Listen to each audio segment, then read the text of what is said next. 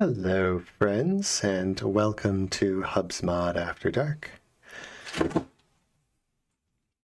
It is a calm, quiet night here in Korea. Hopefully it is a nice morning wherever you happen to be, or afternoon, or evening.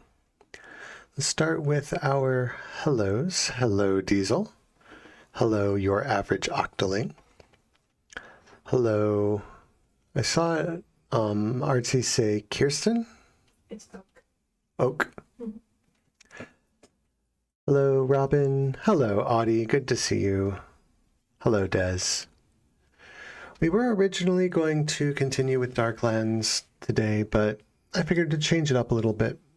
And the game does get a little repetitive after a while, and I want to do something a little bit spicier this evening. So we're going to play another one of my favorite games from my childhood, Rex Nebular and the Cosmic Genderbender.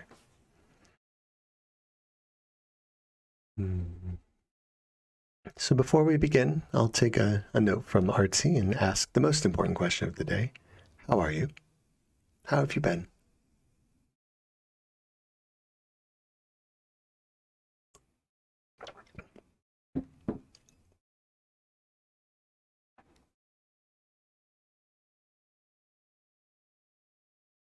Hello, Kuri.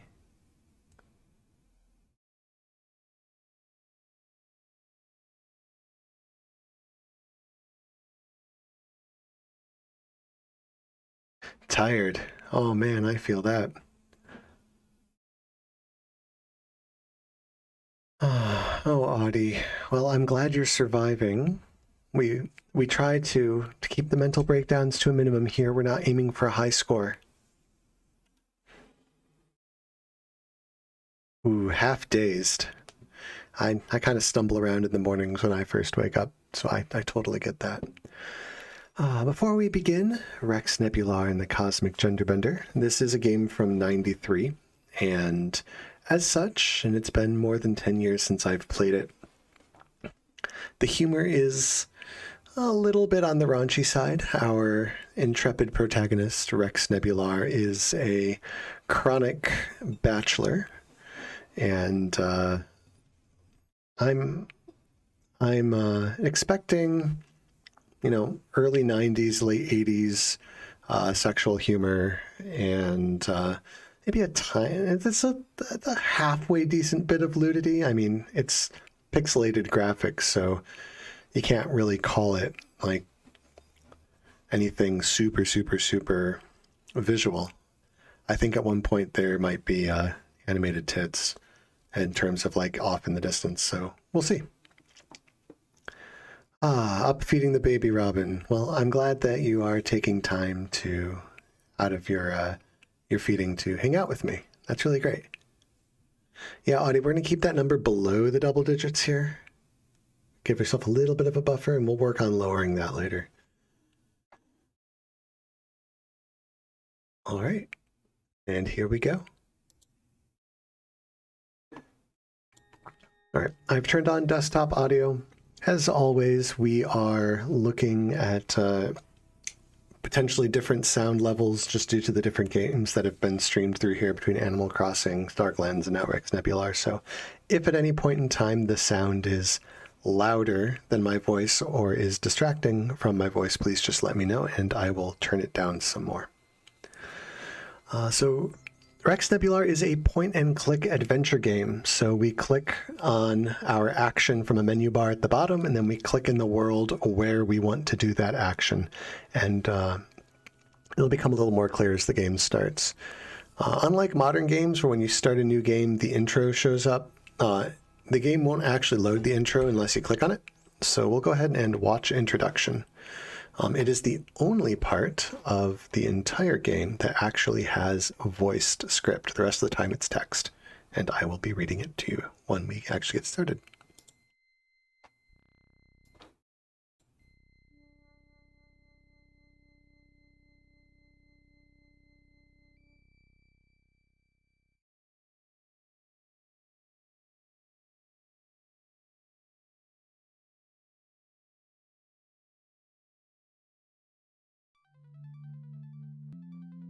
Another game by Microprose. This game came out a year after the original Civilization, if you've ever played the game. Audie, it is a very spot-on game to be playing, let me tell you. Rex Nebular and the Cosmic Genderbender.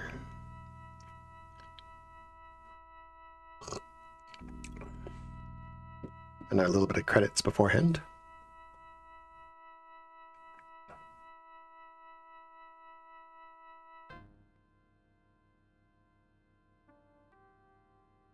So there's a planet in the bottom left corner. It's looking at a spacescape at the moment.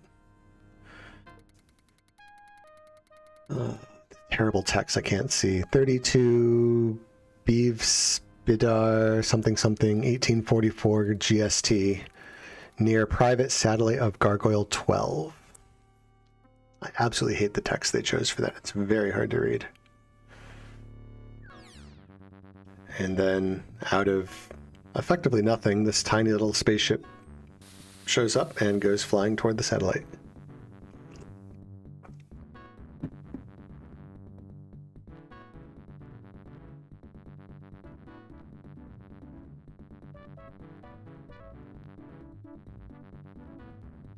Here we are at a panning shot from the top of the satellite, I guess.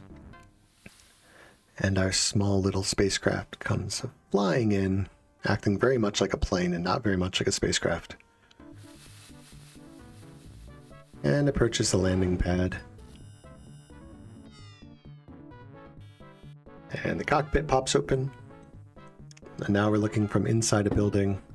There's a guy sitting in the bottom left with his chin in his hand as the guy in the spaceship walks forward and trips and falls flat on his face. And the guy in the corner buries his head in his hand. And now we're walking up.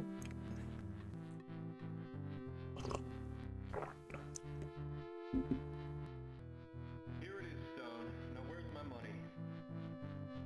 He put a vase on the table.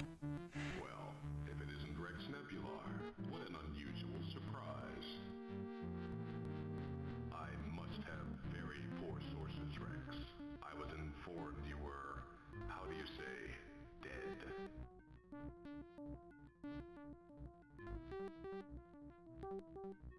Can it, Stone? It hasn't been a fun trip. Just give me my money and I'll be on my way. Right now, I'm a little late for a date with a mattress.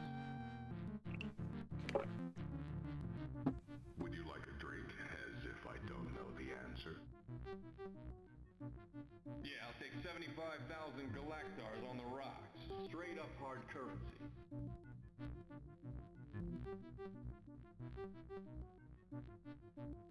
You've never been one to pull punches, Rex. I almost like that in a man. You don't have a problem taking a check, do you? No problem. As long as you own the bank they're drawn on, I'll take your checks. Well, this certainly is a fine piece of art. Such fond memories. So tell me, Rex, did you have any trouble finding it? Des, I will turn up the sound a little bit. Did I have any trouble? You just stay seated and I'll tell you about the so-called Let me know about that. job you sent me on.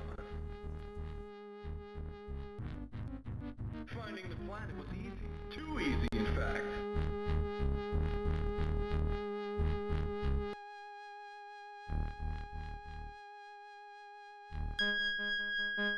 My mass detector was going crazy, so I had to be close. Thanks.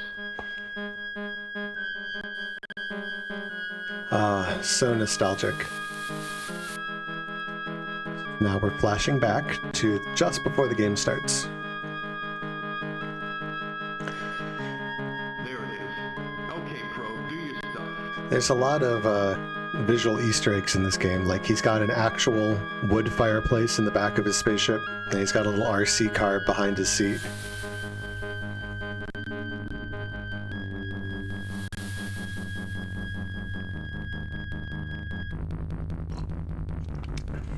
Audie, I'm surprised to hear you say that. This is loving the audio for this game. It's very, very old school MIDI music.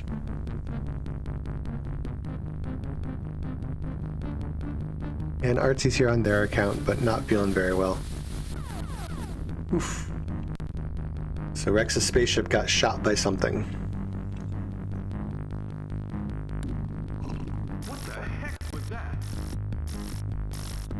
And if you look very, very closely on the monitor on the left-hand side when we're looking at the cockpit, it says BUTTS on it, B-U-T-T-S as an acronym. And a nice, long, red, phallic-shaped spaceship shows up out of nowhere.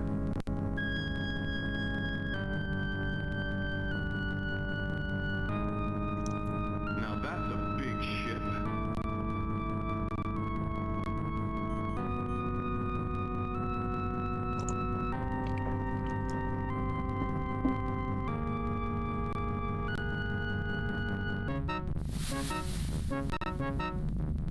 And big red spaceship goes chasing after our tiny little spaceship. Now it's the cut. Target damaged, sir. She's not going anywhere. Good. Move in and finish her off.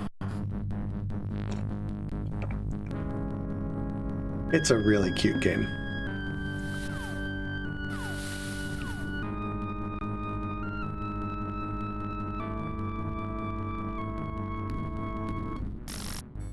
Well, I've talked my way out of words. Slippery pig calling large obnoxious vessel. Do you read? My ship's called the Slippery The Pig. pilot's trying to speak with us. On your monitor. Yes, sir. Hey, can't we talk this over? I'm only a tourist. You have found our planet, and you must die. Nothing personal. Just business. Planet? What planet? I don't know what you're talking about. Now, if you'd kindly stop shooting at me, I'll be on my way.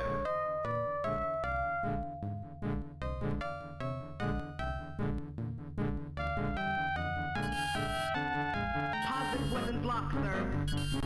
Good. Let's end this.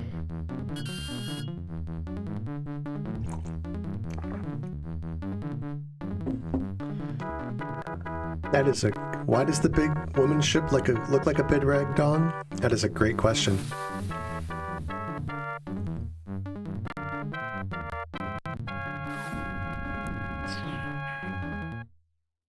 It's a pronged dong.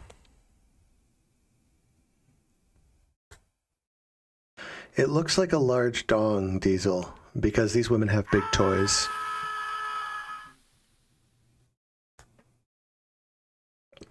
And we go screaming as we plunge to the surface, and bloop, right into the water. It's the appropriate amount of vibration from the engine room, Dilba.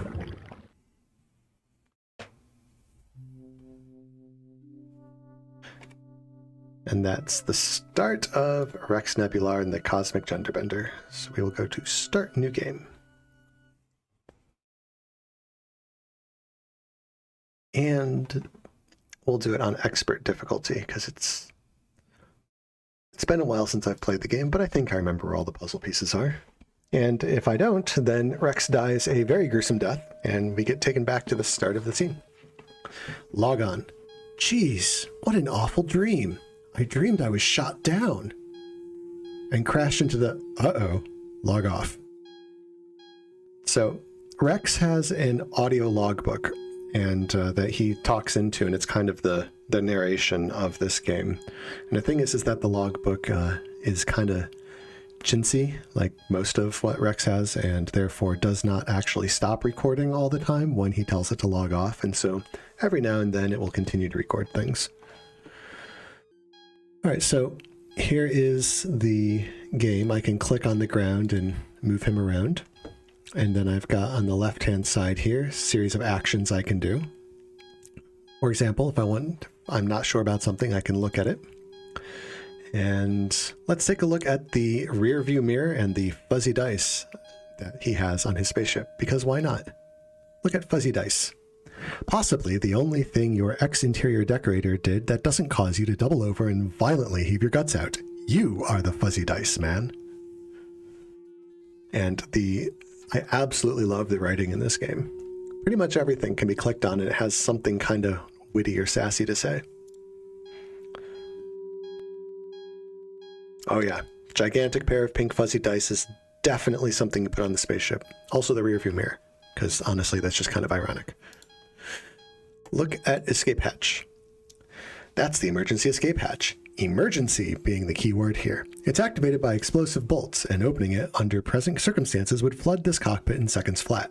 No oxygen mask pops out of the ceiling, and you can't use your seat as a flotation device, so your best bet is to try the main airlock, since it is apparently still clear of mud.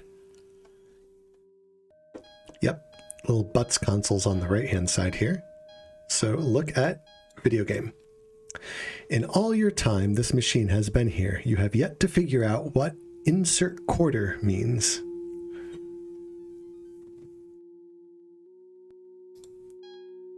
A little bit of arcade nostalgia there. Look at navigation controls. The navigation computer is capable of guiding you through the interstellar void, predicting the folds of hyperspace, circumnavigating stray asteroids, maintaining planetary orbits, and even descending through the 8 classes of terrestrial and semi-terrestrial atmosphere. Unfortunately, it doesn't seem to have a navigate through 10 feet of sludge at the bottom of the ocean with your engines blown off setting, so there's a good chance that it won't be of much help now.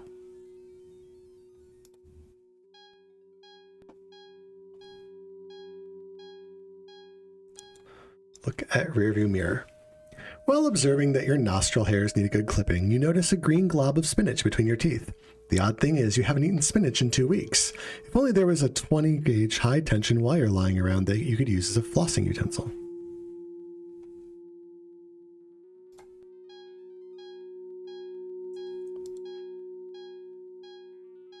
Look at damage control panel. Imagine that. After plummeting 40,000 feet at an extremely high velocity and landing with the force of a 5,000 megaton neutron bomb, the control panel is damaged. Worst of all, the warranty expired last week. Damn it. Should have known. Those callers trying to reach me about my spaceship's extended warranty. I should have listened to them. I should have listened.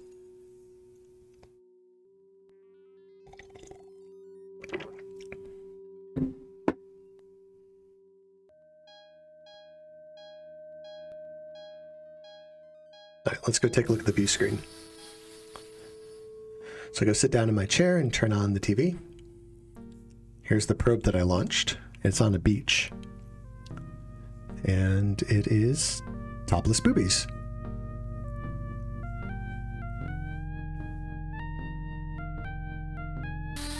As the woman walks out of the ocean and onto the beach, then the probe dies. Dang! That probe landed on a wet beach. Must have shorted out. Well, at least you still have the Spaceboy magazines. Pixel titties.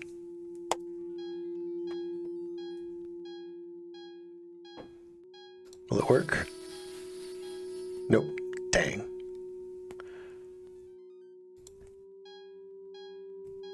I think he was trying to activate the control panel to get the picture back, but, you know, I wouldn't put it past Rex to be jerking it at the TV screen. Let's go take a look at the targeting computer. The target computer reports that it has calculated firm firing solutions on 3 nearby belligerent guppies and is now running a full threat assessment on the suspicious-looking seaweed bank up ahead.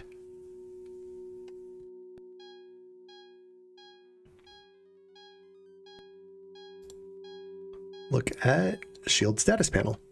Although your rear deflector screens were completely obliterated in the space battle, your front deflectors survived long enough to preserve you through the atmospheric re-entry. All deflector systems are now down, however, since their compartments have been flooded.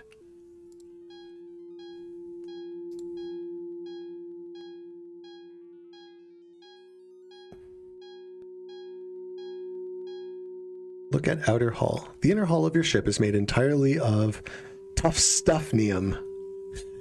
The outer hull, consisting mostly of crednium and some duct tape, unfortunately didn't do too well during re-entry. Well, Diesel, you have to do more than simply activate the control panel. You activate the control panel and, you know, things get started, but once you activate the control panel, you got to actually do something with it.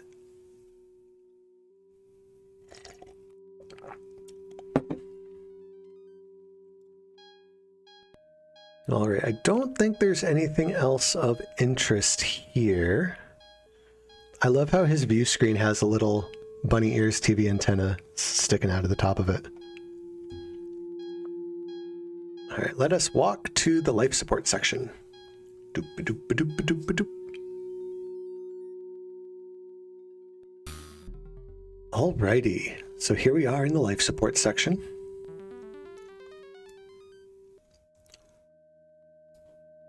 Let's take a look at poster.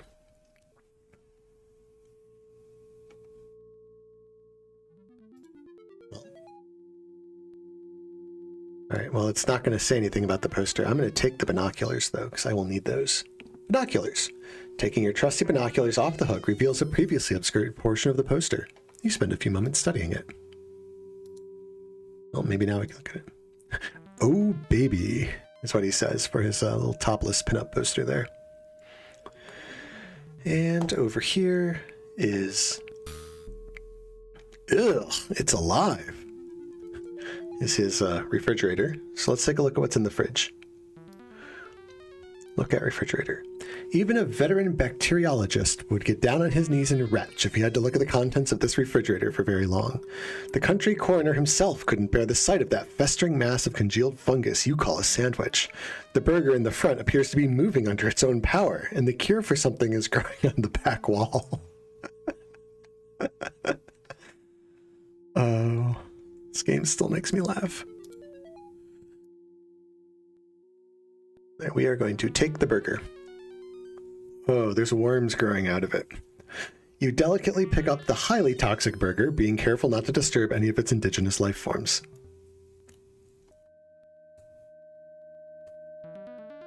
Yeah, that's some grotesque art there. All right, so the burger options are eat or smell. Smell burger. You take a good strong whiff of the burger and almost pass out. This thing is probably flammable by now. What else can we look at? Anything else in the fridge? Nope. Look at power status panel. This is the master circuit control panel for the inhabited areas of the ship. Right now, all life support systems are functioning normally on auxiliary power. Look at Robo Kitchen. You're still incapable of using most of this thing's features. You pretty much gave up after taking 2 days to figure out how to prepare baked water.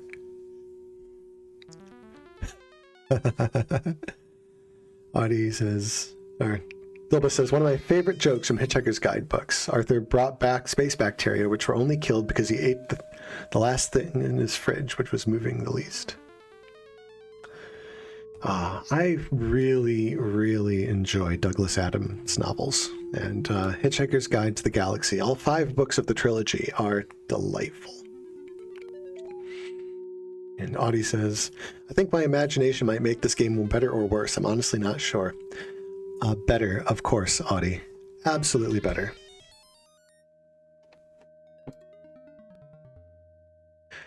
And Rex, the quintessential 90s bachelor man, can't figure out how to make water, baked water.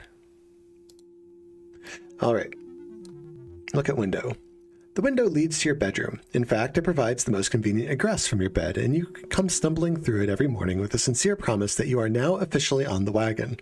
The bedroom is mostly filled with your dirty underwear, so there's not much point in going in there unless you're curious about the origins of bubonic plague.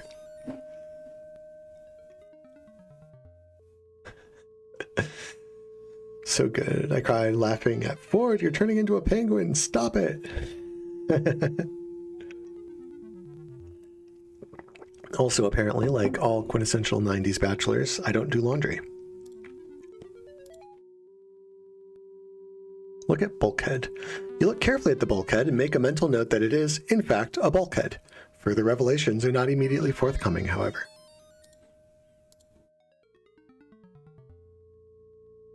Look at ceiling. Maybe if you stare at the ceiling long enough, something really important will happen that will help you escape from this planet. Not.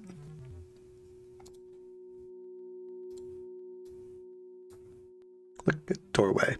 This doorway leads to what you loosely call a bedroom. The term large festering pit of dirty undergarments is more to the point. You haven't been able to clean it since your snow shovel broke, so you decided to use the window to get in and out of bed. You have given up on the idea of actually walking into the room. Look at closet. This is where you keep your wardrobe. Air quotes. A few old shirts you never wear are silently decomposing on the hangers. At one point, the closet contained several dozen mothballs, but they disappeared one night when you were severely intoxicated and had the munchies. Leave everything where it is because it would just disintegrate in your hands. Look at ladder. The hatchway at the top of the ladder leads to the main airlock. Fortunately, the airlock appears to be unobstructed, so you should be able to use it to make your exit from the ship. Before you do, you'll need to find some sort of oxygen supply. The ship is underwater after all. You seem to remember having a rebreather around somewhere. Okay. Anything else to look at in this room? Audie has an urge to deep clean the place. Yeah, well, from what the game's telling us, Audie, if you tried to deep clean this place, you would end up, probably contracting some mysterious plague illness. Look at weight machine. Theoretically, the weight machine is here to keep you, the interstellar voyager, in top physical shape as you ply the uncharted depths of outer space. In practice, it makes a nice piece of postmodern sculpture, and you can drag it around to serve as a coffee table or footstool when the need arises. It is Space Bachelor plague. It is the literal worst.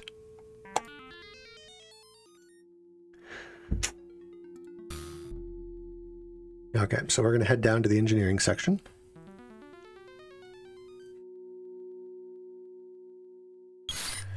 Uh-oh. So, there's a number of things going on here. Little Easter egg. Apparently the ship is coal-fired. Got a little coal shovel and furnace there on the left. I've got a hamster in the hamster wheel here on the right.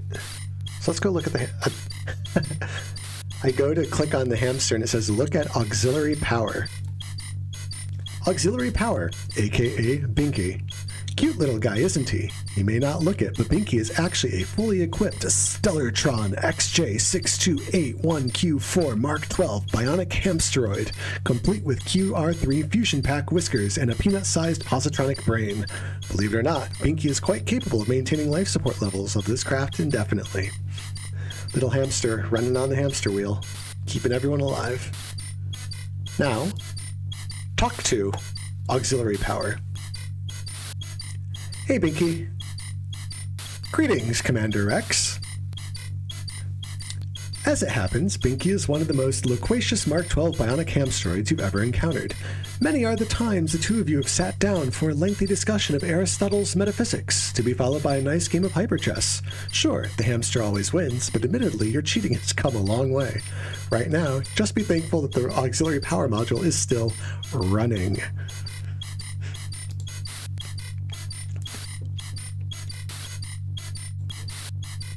Look at Tasty Turkey. Gosh, that turkey sure does look tasty. Maybe now would be a good time to eat it.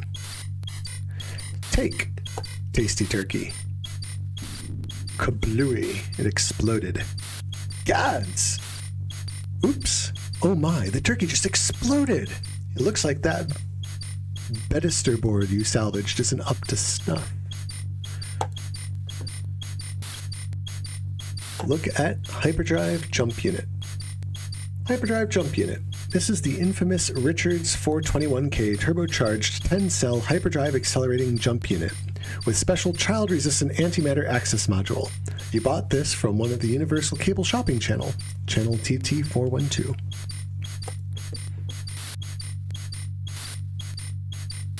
Look at Burnt Out Warp Coil. The RQ-11 Kagasaki warp coil is ordinarily found at the base of the Dimensional Rift Engine's mount, and is the primary catalyst for translating the ship into hyperspace. This particular unit, however, now occupies the engineering room floor, and has obviously seen better days, having recently been rather abruptly belched through a 5-foot bulkhead by the quantum shunt. It looks like you're going to have to find another ride off this rock, since this baby ain't going nowhere. Look at timer module. On the workbench is a timing device that you recently repaired. Although it was designed to fire retro burners at fixed intervals, you found a better use for it, to let you know when the turkey was done. Well, clearly, the timer did not do its job, because the turkey exploded. We will take the timer module. Bloop. This timer module was an integral part of your ship until you crash landed here. It still works, but you probably shouldn't bet your life on its accuracy. Look at rebreather. This is an emergency rebreather which seems to have fallen off of its safety mount. It allows the wearer to breathe in an inhospitable environment such as underwater or in a men's locker room. So we will take the rebreather. This is an oxygen rebreather you picked up on Cowplug 8 while you were stranded there fixing your hyperdrive shunt. Easily the classiest way to see the great bovine reefs up close.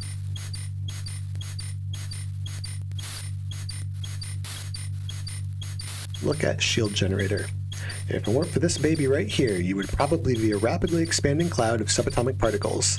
The Plekhanov shield generator is, in layman's terms, responsible for keeping the ship from being blasted into tiny chunks by such malevolent energies as might happen to cross its path. Apart from your legendary piloting skills, the PSG is the main reason you survived your recent encounter. Now get your mind off of Miss Cuspidor and start thinking about getting past that big warship. Assuming you ever make it into orbit, that is. Look at shovel. You stare intently at the shovel for several minutes. A yawn noisily escapes your mouth. Take the shovel. You can't take the shovel because the furnace heat has welded the metal to the wall. Look at coal. You look carefully at the coal and make a mental note that it is in fact a coal. Not coal, just a coal. Further revelations are not immediately forthcoming, however. Can we take the coal? And get your hands dirty? Never. Hey, Ruby. Welcome. Look at furnace. Yep, it's a furnace all right. A StarTech Model 8 hyperdrive blast furnace, to be precise. It is capable of reaching temperatures similar to, well, you know, the hot place where snowballs don't stand a chance. Right now, the door is hanging open, so things are nice and toasty around here.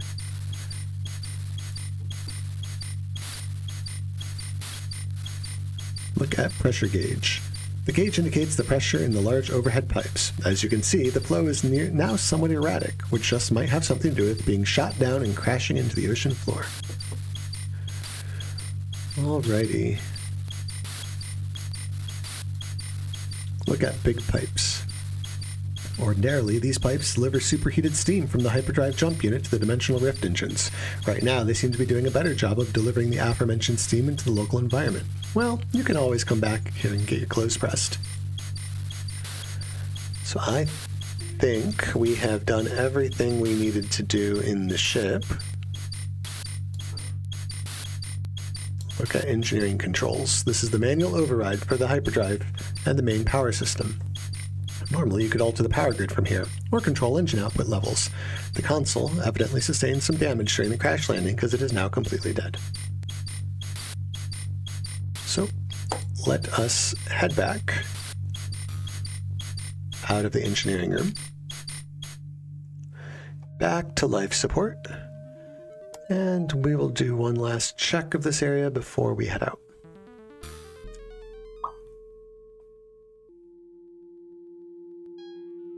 I think we clicked on everything we needed to. Oh yeah. Want to look at the curtains, because that's interesting. Wincing at the drapes of wrath, you swear to use them to light the fire when you burn your ex-decorator at the stake. Drapes of wrath.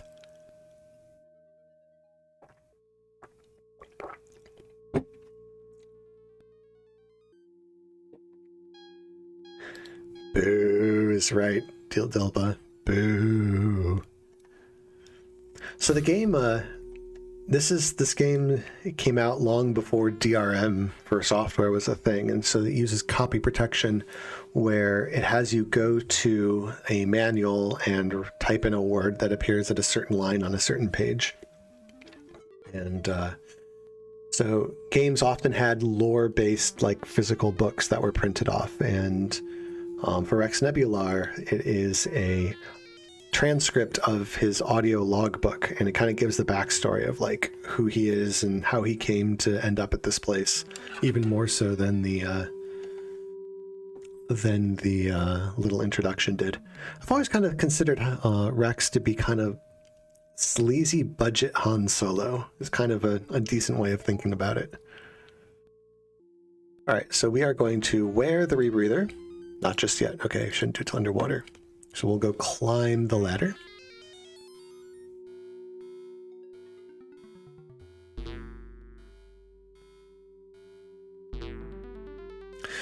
Airlock. You place the rebreather in your mouth. Finding it in working order, you proceed to flood the airlock.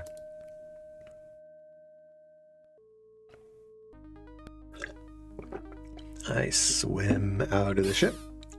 Yikes! Log on. Okay, that crazy woman is still up there. I better keep away from the surface and find another way to dry land.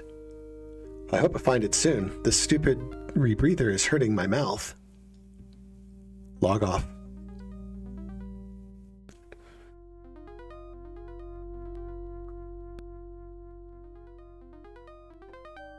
Look at ship.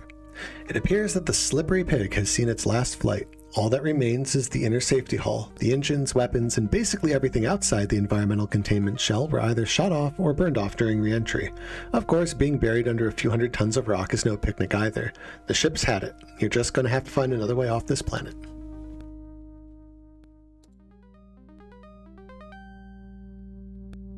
The main airlock is ready, open, and waiting for you. It is the only thing you have ever encountered in said condition.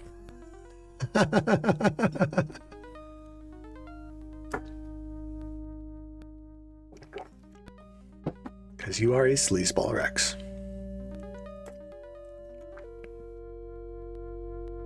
Look at pile of rocks. It appears your ship fell victim to a small underwater avalanche while you were unconscious on the floor. The odds of you being able to move them are, well, zip.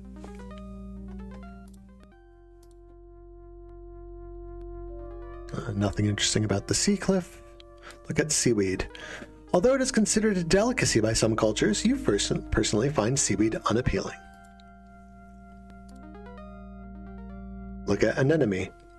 It looks like something you would order from a florist on Mother's Day. Don't take it. Get her some bonbons.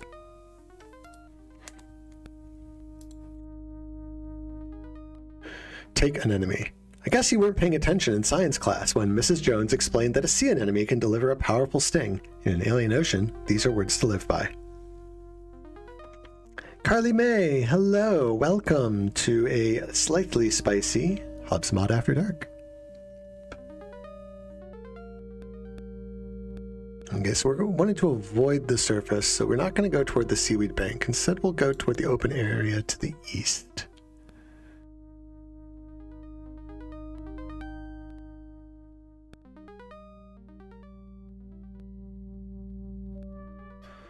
Look at dead fish. It's dead. However, it does bear a remarkable resemblance to the way you look in the morning. Take dead fish.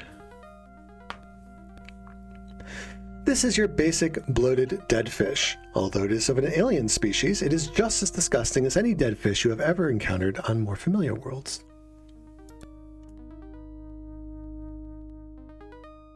Look at bush-like formation. It looks odd, but harmless.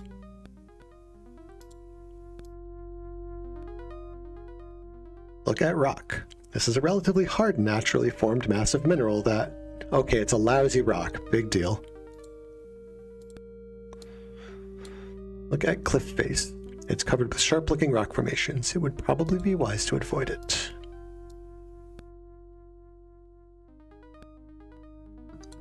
Look at ocean floor. The seafloor scintillates with refracted sunlight. Alright, let's head south because it said to avoid the surface for now.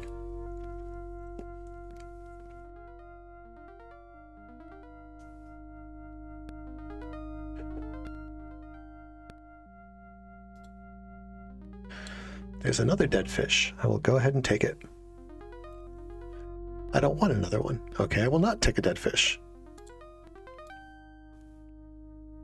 Look at odd rock formation. They have been rocks for a long time. They probably will continue to be rocks for a long time. Underwater light effects are really well done for this area. Yes, I agree, Dilba. This is really ahead of its time. The thing I love about DOS games, especially old school Microprose DOS games, is how much they cram into like 12 megabytes of space. This game is actually remarkably complex for such a tiny actual file. Anything else here? Rocks, ocean floor, cliff face, cliff face. Okay. We shall continue swimming. Just keep swimming, just keep swimming.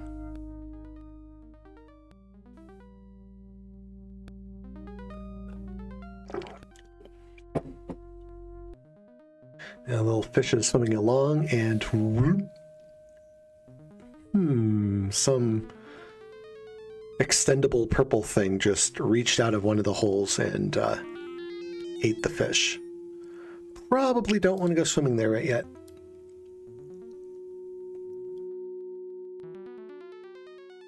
Look at coral. You have no interest in the coral.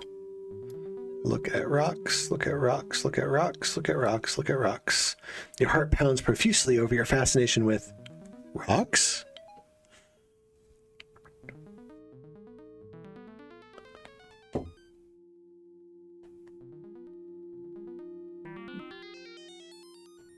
Well, Audie, your mental version of this game is probably exquisitely detailed compared to the way the game looks with its early 90s graphics. But I'm glad that the descriptions are helping. I'm reading mostly the text of when I look at things. Okay, so look at small hole. That funny purple thing came out of one of these holes. It would probably eat me if I tried to go swimming through there. So if I was a newbie at this game, I would just go swimming in there and get eaten horribly and have to restart. But I know exactly what I need to do. We're going to take that dangerously expired burger and we are going to put the burger in the dead fish. And you get a stuffed fish. Apparently the dead fish wasn't disgusting enough for you, so you have jammed that festering burger down its throat with truly appalling results. And I have to say that I really appreciate the graphics here, because it went from like blue dead fish to the fish that's kind of bloated and it's turned from blue to green and its eyes are bulging out and its tongue is sticking out now, because apparently fish have tongues, or at least these alien fish do. But even the dead fish could not stand the gruesome burger. Blip. Puffy green fish is kind of cute. We shall now throw the stuffed fish at the small hole.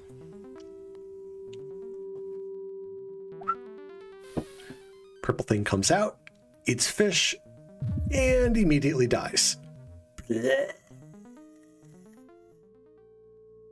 As it vomits its interiors out onto the seafloor. Look at dead purple monster. He looks dead. That burger must have been extremely toxic to make him ooze like that.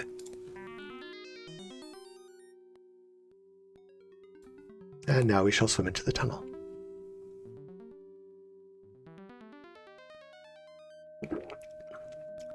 I did kill the monster before it could hentai me. Crabs, cool. Look at crab. You look carefully at the crab and make a mental note that it is in fact a crab. Further revelations are not immediately forthcoming, however. Oh, come on. It's going to go and comment on the crabs, but not have anything interesting written about it. Yeah, the smell alone was revolting and very toxic. Look at fungoids. Isn't this the same type of growth that can be found between your toes at the end of every month? Ew. Ew.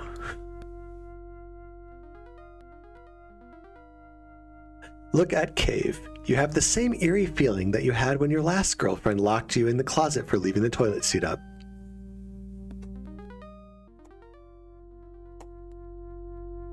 Swim through the tunnel.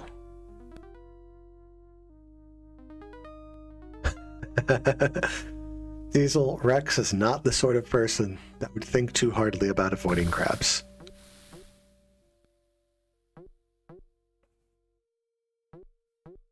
I climbed out of the pool. I'm looking around. Look at stalagmites.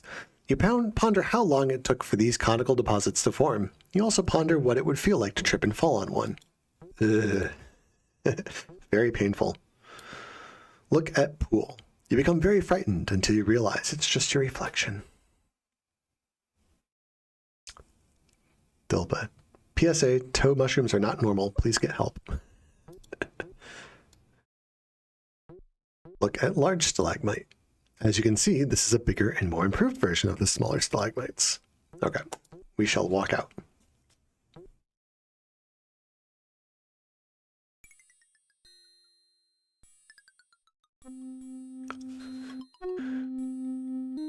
I am now on the surface.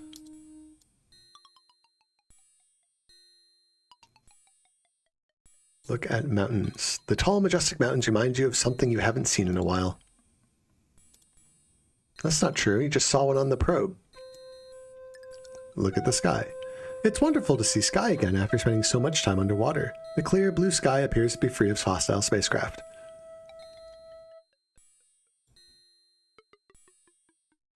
Look at trees. The trees in the distance appear to mark the edge of a thick forest. All right, let's walk forward.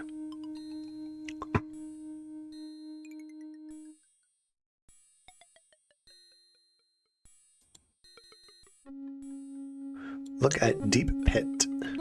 This pit looks truly deep. You decide to be careful walking around it.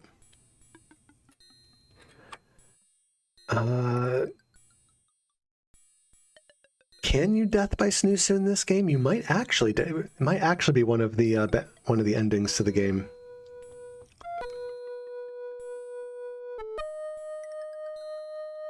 Look at pile of leaves.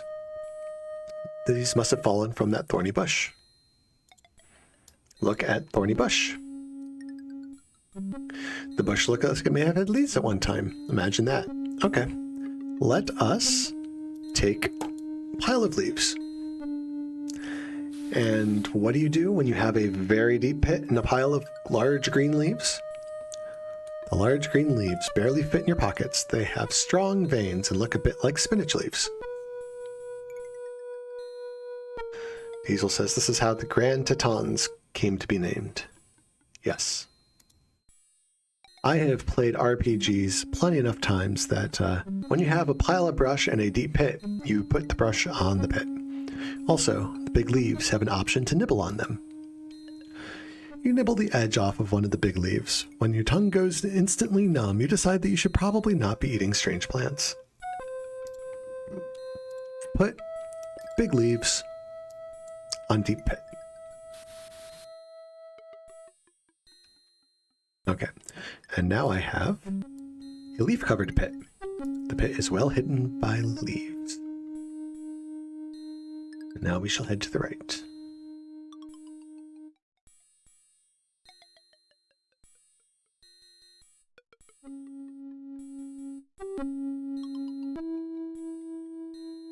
So what do we got here? Look at melon mush. The remains of several dozen melons have left a large stain on the grass. They appear to spread out to have fallen from the tree. Look at palm tree. Although it resembles a palm, this tree bears large red fruits instead of coconuts.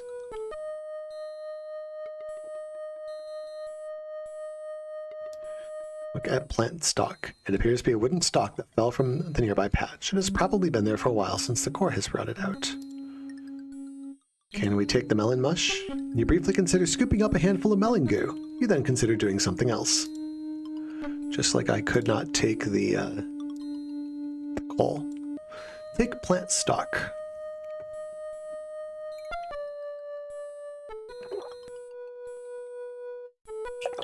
Plant stock. This plant stock has been lying on the ground for a while and the center is rotten out, leaving a long, round, tube-like outer shell. Plant stock has an option to fondle. You gently stroke the plant stock a few times, but nothing happens. Perhaps you'd better think of something more productive to do.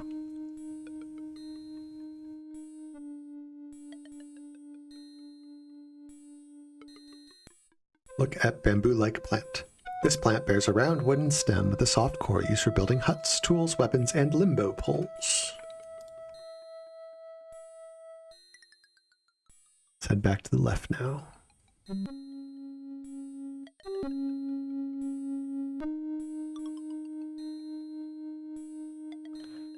And we will continue heading left.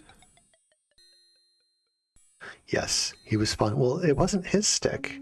It was someone else's stick that he was fondling.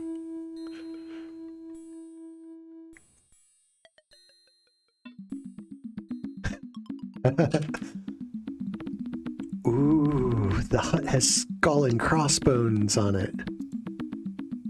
Look at cauldron. Yeah! Whatever is cooking in that cauldron smells bad enough to kill a horse. Then again, maybe that's what it's supposed to do. Look at vulture.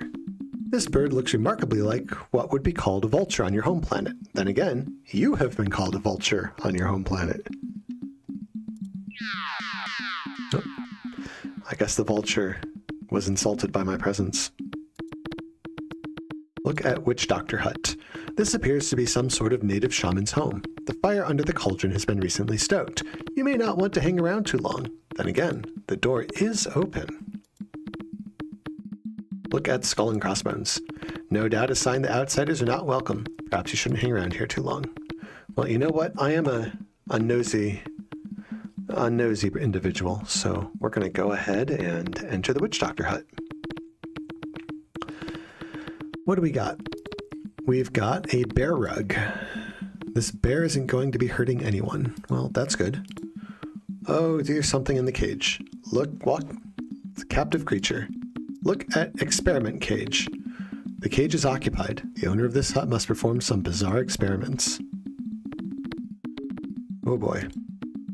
Look at trophy. Mounted trophy head of something on the wall. The trophy makes you a bit nervous. That animal probably put up a better fight than you could ever hope to. You had better hope this hut's owner doesn't come strolling in anytime soon. Audie, I totally believe it. You are Witch Doctor material. Look at large heads. Obviously these heads didn't shrink as well as the others. Oh, they must be shrunken heads. These must be it. Look at shrunken heads. There we go. These guys don't look happy. Obviously this hut's occupant has mastered the art of head shrinking. Ting tang, walla walla bing bang. Ooh ee, ooh ah ah, ting tang, walla walla bing bang.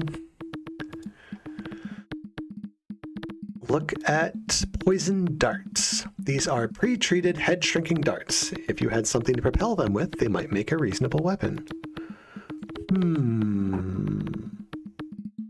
I've got this plant stock with a hollow core, and I've got poison darts. Take poison darts. Bloop. You carefully take the pouch of darts, being careful not to stick yourself. One of the poison darts option is lick. That's right, blowgun diesel. Lick poison darts. Sorry, Rex, these are head shrinking darts, not head unswelling darts. Because I'm really full of myself in this game. Look at large bowl. And look at large bowl, an hemispherical vessel designed for mixing and crushing such things as bones, tusks, teeth, and eyeballs.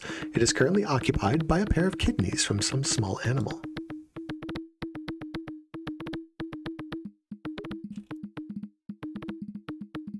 Alright, let's head out of here before the Witch Doctor comes back. Now that I've stolen the Witch Doctor's poison darts. And we'll continue on to the left.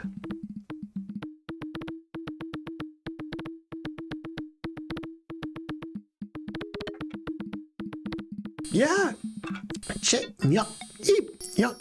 Ah. There's something talking from the palm tree.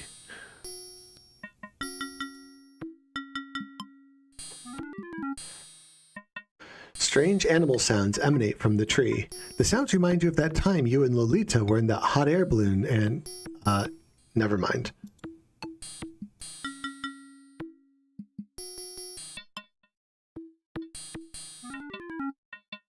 Okay. Well. Oof. Yep.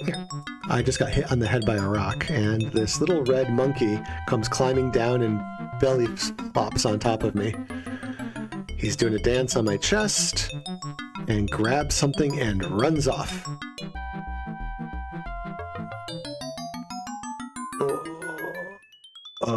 Log on. Where the... Hey! That lousy monkey took my binoculars. Log off. I'm gonna show him a thing or two. Alright. Let's go. He's a little thief. He pelted me in the head with a rock. Belly flopped onto me. And then rooted around, did a little dance, and then stole my binoculars. Alright. Let's go find him.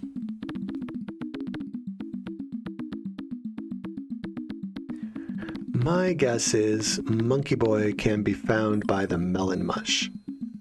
Now, where did that monkey get to?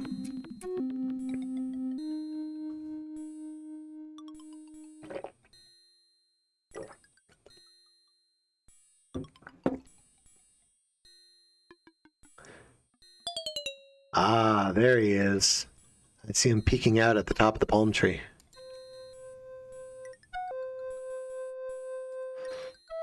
Look at Monkey. That's the little bugger who stole your binoculars. And in fact, he's even using the binoculars.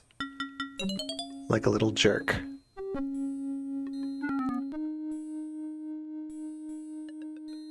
He's got a baseball cap. Aye! Splat. And threw a melon right into my face. Alright, put poison darts in plant stock. The handy little blowgun is the perfect tool for propelling darts toward a target. Alright, now I got two options here. I can shoot the blowgun or I can hose down my target.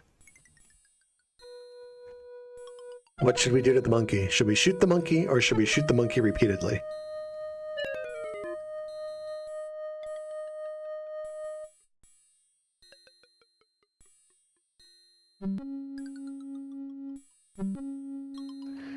You know, Dilba, it's like the goddamn bird in Majora's Mask. I've only played a little bit of Majora's Mask. Save darts, just once should do it? Alright, well, let's see. Shoot dart, use blowgun to shoot monkey. Okay, hold still for just a second. Yuck, yuck. Dang, missed him.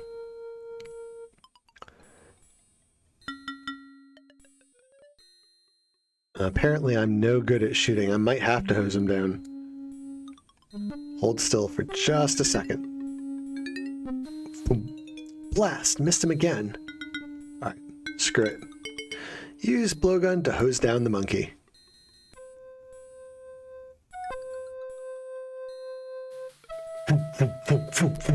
Heep! Gotcha! He goes tumbling out, drops the binoculars. His head's all dizzy. He grabs his head, which has now shrunken, and he goes and runs off with the tiny head. Because that's how head-shrinking darts work, of course.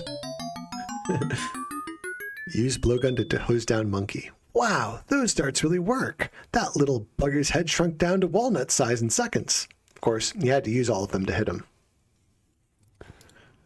Okay, so we used all of our poison darts, but we shrunk the monkey's head, and we shall take the binoculars.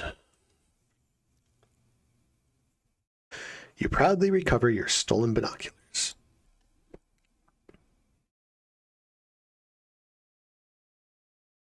In Dilba, I don't think that forensics or physics is actually something that they really consider very strongly in this game when doing the writing, but hysterical for sure.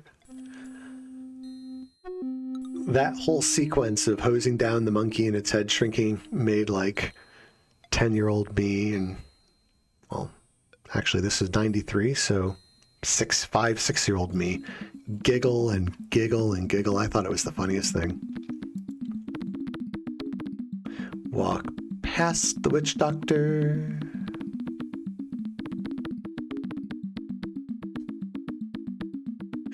Yeah, Dilba, I was 5 in 93.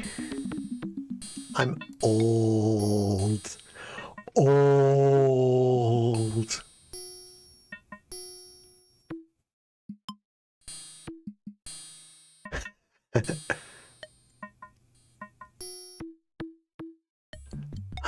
It's a woman in a bikini.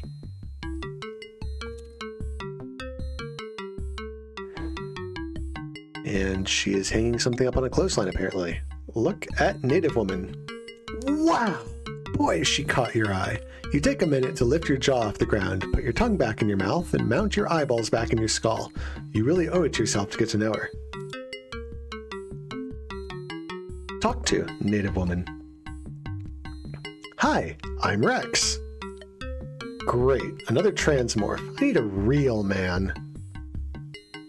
Alright, so 3 options. What's a transmorph? I am a real man. Or what's your sign, baby?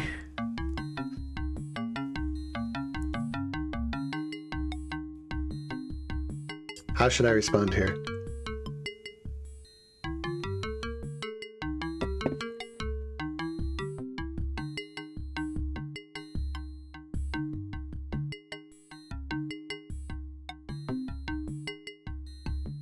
And the options are, what's a transmorph? I am a real man, or what's your sign, baby? What's a transmorph? Okay, let's do that. What's a transmorph? Oh, like you weren't a woman 10 minutes ago. How's it feel to have your gender bent, keeper?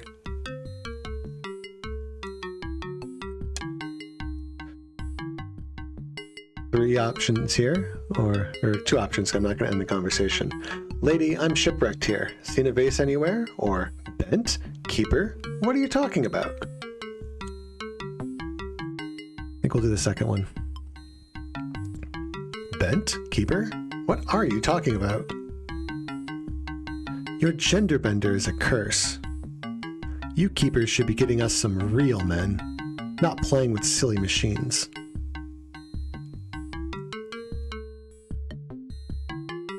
Alright, 3 options. That's nice. Can I run my fingers through your hair? Or, I'm really confused. What's a gender bender? Or, but I am a real man.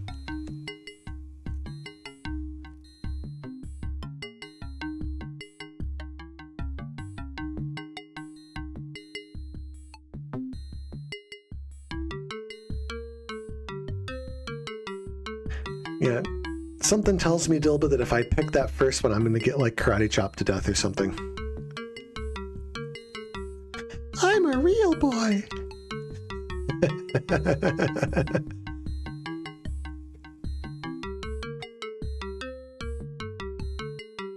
Yeah, okay, I'm really confused. What's a gender bender?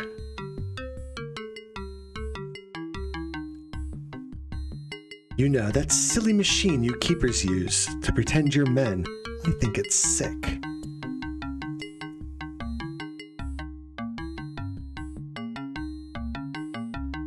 Alright, our choices are, let's pretend we're Adam and Eve, I'm not from around here, and I'm not a keeper, or can we talk about this inside?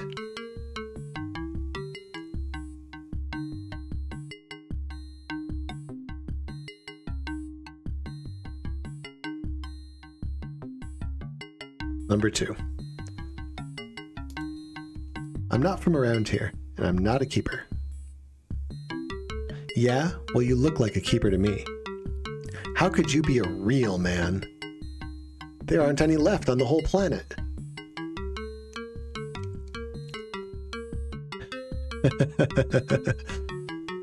Choices are, I'm not from this planet, I'm shipwrecked here, or how tall are you naked? I think we'll go with the first option. I think she's kind of angry. I don't think asking her number 2 is going to go over very well here. I'm not from this planet, I'm shipwrecked here. Yeah, Diesel, he's a real creeper. You're going to have to prove that. So what's a torque wrench? So my options for what's a torque wrench are an old pirate's term for a stubborn woman, a device for measuring the angular force applied to a bolt, a wrench for tightening baby-delivering birds, a tool for opening wine bottles. I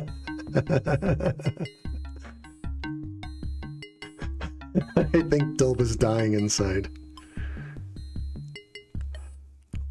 Yeah, Diesel, I think those options are just like really bad pickup lines because that's all he really knows on like how to talk to women.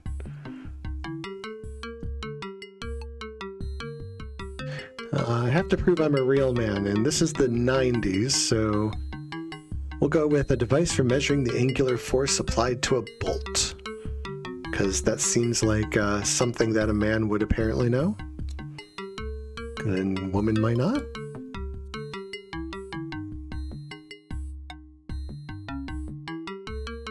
Lucky guess. Okay, time for a hard one. When setting a table, where do the forks go? The choices are on the left, on the right, wherever they land when I throw them from the kitchen, or oh heck, I don't know.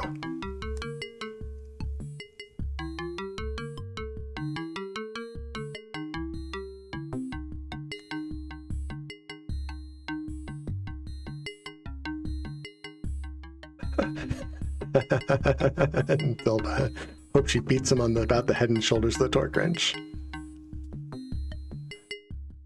Chuck them from the kitchen. Okay, Diesel. Wherever they land when I throw them from the kitchen.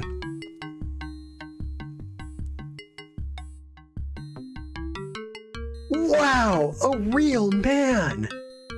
You said your name was Rex?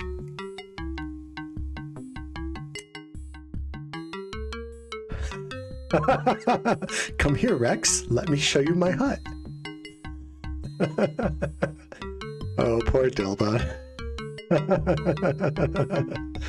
Oh, it's so 90s. Hey, this is a neat hut. I have something to show you, Rex. Look, a bed!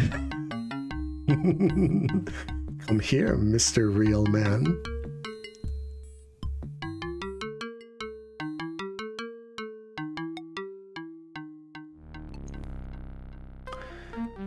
Three women looking at an image of the two of them having sex in the bed under the sheets.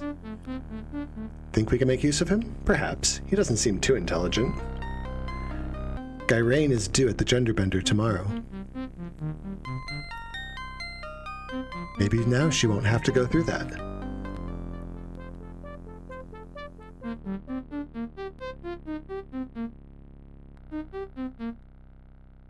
Yes, and the woman on the right has massive nips going on. Okay, if he's smart enough to make it down here, we'll have Dr. Slack look him over. Dr. Slash. Brief the guards at ME1. They may have company. Yes, sir.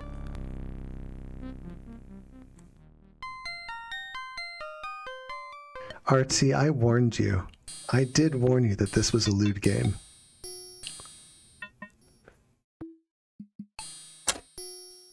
Diesel, I'm not sure that we have to worry about Rex being diseased, or at least any more so than he was already.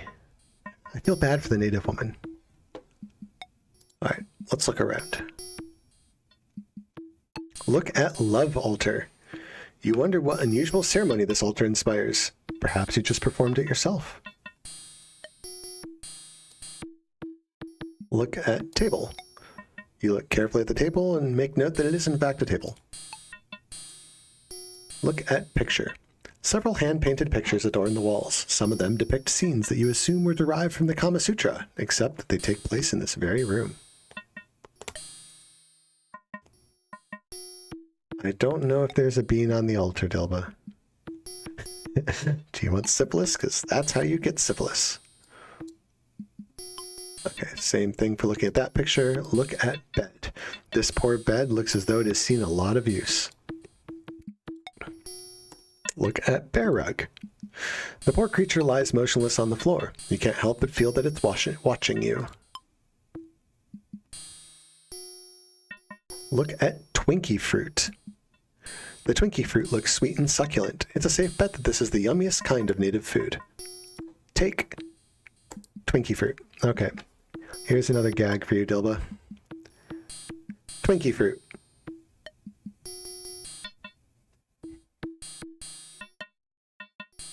Complete with the 3 little holes in the bottom of the Twinkie where the filling is injected.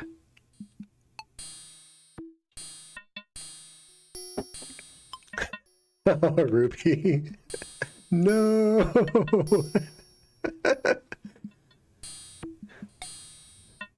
Audie, for clarification, if you know what a Twinkie is, the hostess food, it's a Twinkie but it's got a little stem and leaf at one end, like it was picked from a tree.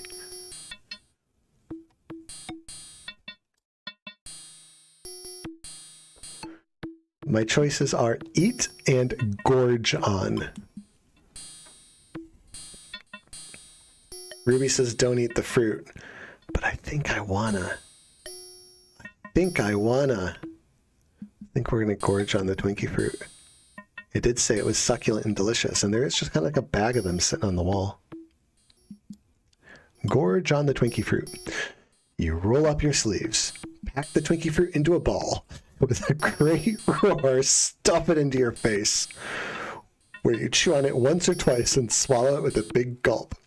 You follow up this grotesque performance with an earth-shattering belch. Oh, I shoved that cream-filled cylinder into my mouth, Diesel.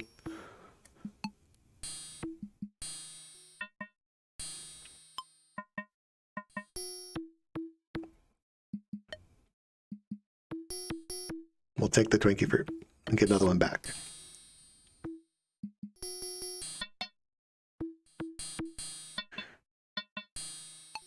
Dilba, in all honesty, we would be a little disappointed if Diesel did not make the joke, because we have come to expect. Yeah, Ruby, those 3 women are going to walk all over me. Rex Nebular is the sort of person that kind of just gets through life on sheer dumb luck. A whole lot of stupidity. Okay. Let's head up here.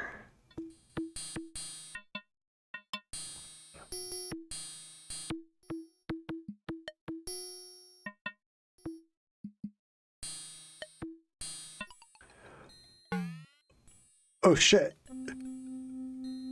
She just kicked me in the balls. Your kind are not welcome in our village. Log on. Ack. Irk. Boy, did that hurt. Log off. Let's not like men too much. Total Zaf Brannigan vibes, Artsy. Total Zaf Brannigan vibes. I did eat the fruit. I didn't even get a chance to say hello. I just walked in and up and she just took 2 steps, went bam, crotch shot.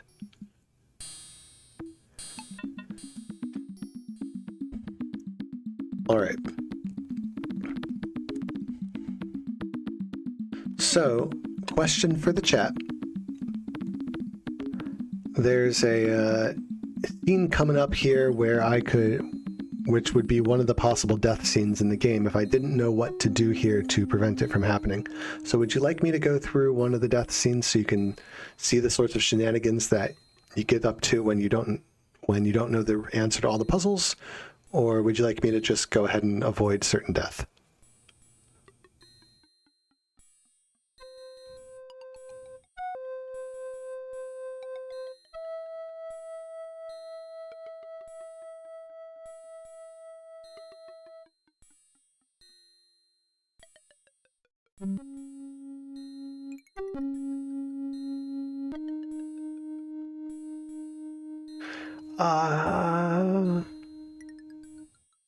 I don't remember how funny this death is.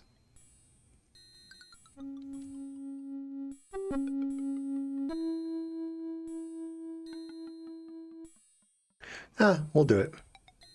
No death. Too late. We'll do it, and then I'll come back and I'll avoid the death. Uh-oh.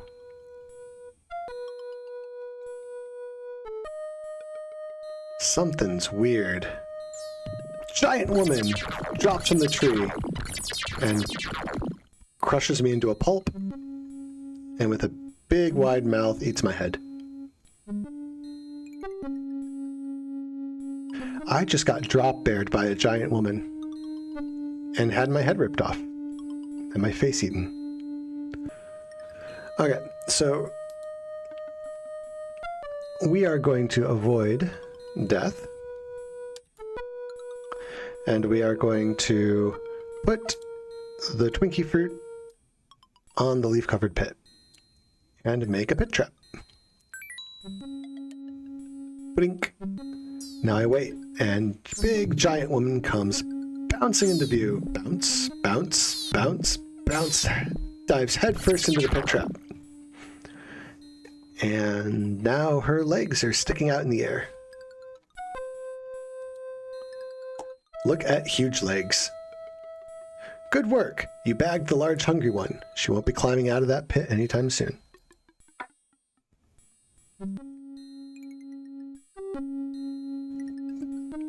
So the game is super low stakes. I don't think there are actually any things that you can do that cause permadeath. If you do something and you die, you just get brought back just before you made that choice. Well, I'm sure your imagination would serve you very well. It was a gigantic woman. I'd say if Rex is 6 feet tall, she was probably about 8 feet tall. And she fell out of a palm tree and bounced on me several times and crushed me to a pulp. So when I went back, I put the Twinkie fruit on the leaf-covered pit, and she went bouncing over and went face-first diving into the pit trap, and then got stuck, and now her bare legs are up in the air wiggling back and forth as she struggles in the pit trap. Yes, very big height difference. It was a giant woman, a la, all I wanna do is see you turn into a giant woman, a giant woman.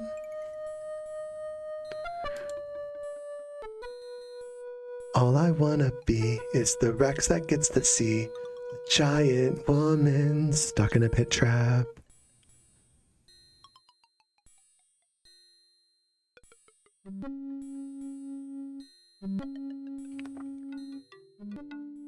Okay. So there's a person in the very far distance who's walking around.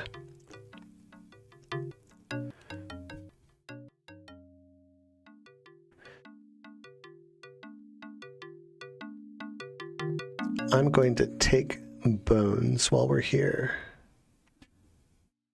Bloop. You carefully pick up the bone. Actually, I should probably look at the bones. Look at skull. Its previous owner must have become a snack for what's her name. It's been picked clean. Look at bone. It's not big enough to be a femur, nor is it small enough to be a finger. You're not exactly sure what kind of bone this is. Well, we shall take bone. Carefully pick up the bone. Can we take the skull? The skull is too large. Perhaps you can find a smaller bone to carry. Look at fire pit. It is cold. There hasn't been a pit here in some time. Look at hut. Jeez, look how big that doorway is. Somebody wide must have lived here. Look at watchtower. A food lookout, no doubt. From the tower, that large woman could probably see edibles 200 yards away. Alright, we shall climb said ladder. Bloop, bloop, bloop, bloop, bloop, bloop. Great view! And now we will use our binoculars to look at strange... Look at strange device. That's right. Go inside. And now I'm looking as buttons are being pressed. 5, 8, 1, 4. 5, 8, 1, 4. We have to remember that number. 5, 8, 1, 4. Whoa, beam me up. Whoop, bunk, bunk, bunk, bunk, bunk. That ladder's had it. Thank you, Diesel. 5814. We are going to head over here. Look at weather station. This meteorological monstrosity appears capable of simultaneously reading the wind speed, barometric pressure, and relative humidity, your palm, and Moby Dick. Look at island in distance. It appears to be volcanic. Can't make out any details from this far away. Look at teleporter. This is definitely a teleporter booth. Okay, we will walk into the teleporter booth.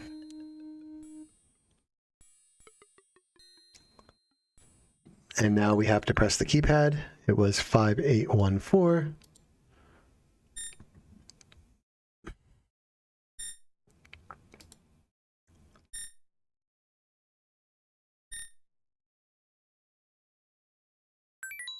Yay.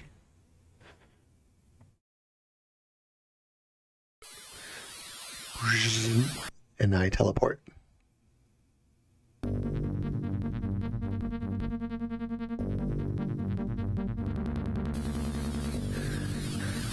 Freeze, scum! Uh-oh. I am Lieutenant Xena. We have been expecting you. You are now our prisoner. Turn slowly and follow me. If you resist, you will be killed. Do it, scum. Okay already. Dang, that hip sway as she walks.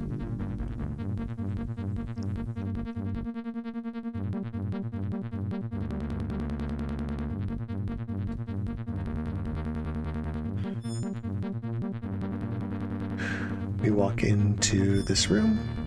Assume the position. Missionary?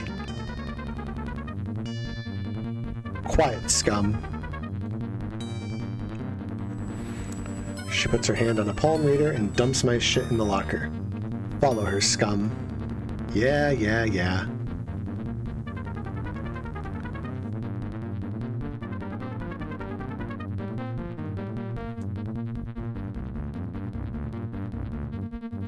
Walking down a hallway.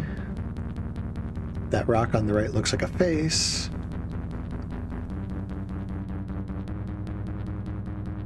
At the four-way stop with, of course, a traffic light, because why wouldn't you have a traffic light inside of a pedestrian walkway?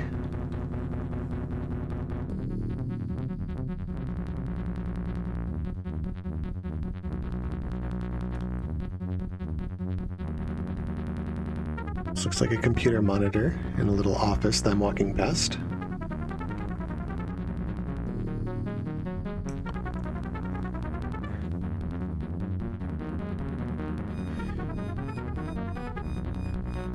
This looks like a empty cell with a force field. We're going to walk past it.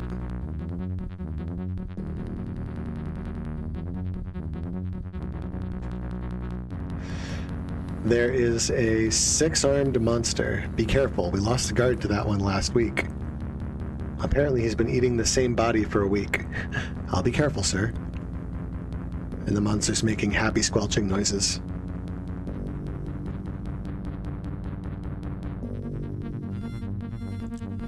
And there's a really big red armored monster with tiny little legs. Rawr is what he's saying. He's also locked up in a cell.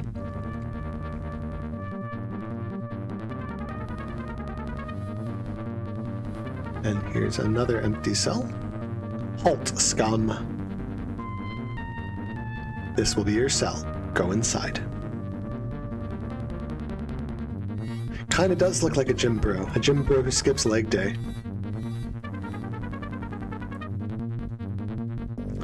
Psst. Looks like big red dude on the left there is whispering to me. Yo! Kind of talks like a gym bro too. Hey.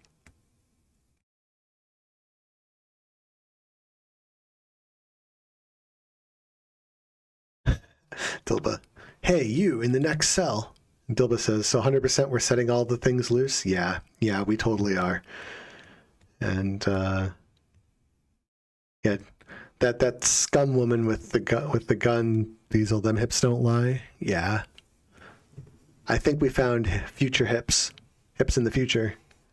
And Audie says being killed by an attractive woman is not a bad way to go. Alright. Talk to... Well, hello? Hey, you can talk. You're a man, aren't you? Yeah, I'm a man. I thought so. You looked like one. Boy, are they gonna have fun with you.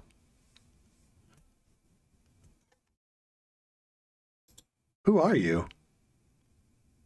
Call me Bud. It's easier than trying to pronounce my real name. I'm an explorer from another sector. I was checking out this system when I discovered a mass reading where there shouldn't have been one. A minute later, this big ship decloaks and blasts me. They found me unconscious in my escape module and brought me down here. That was a month ago. All I can think about now is getting out of here. Sorry, I had to read that quickly before it disappeared.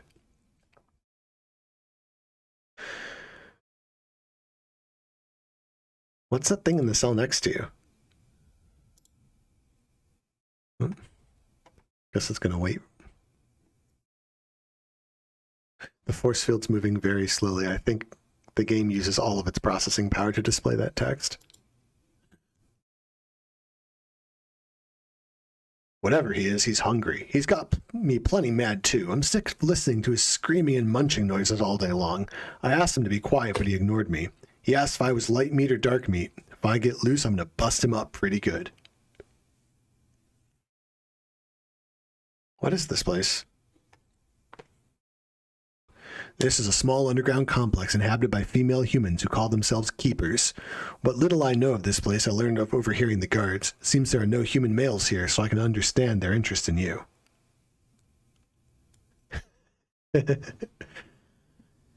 Dilba says, Kaiju fight. Who are all those lovely ladies on the surface? The keepers refer to them as stock. They must mean breeding stock. Beats me how they keep reproducing without any men around. I really need to get out of here. So, where are all the men? I haven't figured that out yet. I've heard people refer to the Great War, but I don't know what they're talking about. God, I hate this place.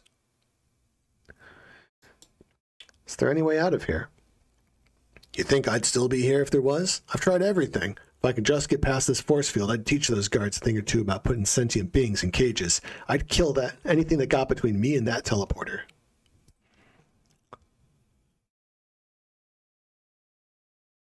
I'll try to bust us both out of here. Thanks, pal. If you can get me out of this cage, I can take out these guards and their puny machines.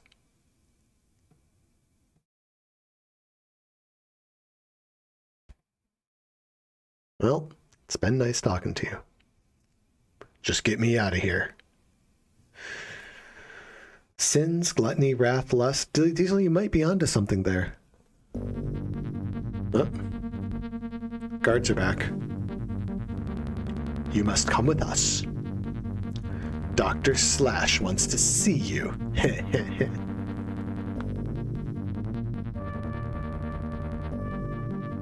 No funny stuff, scum.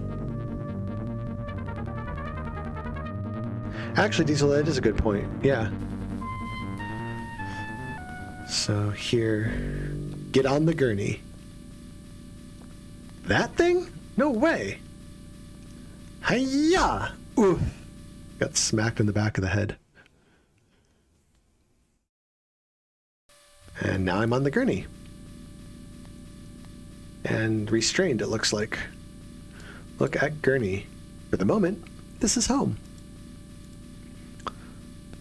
Look at large blade.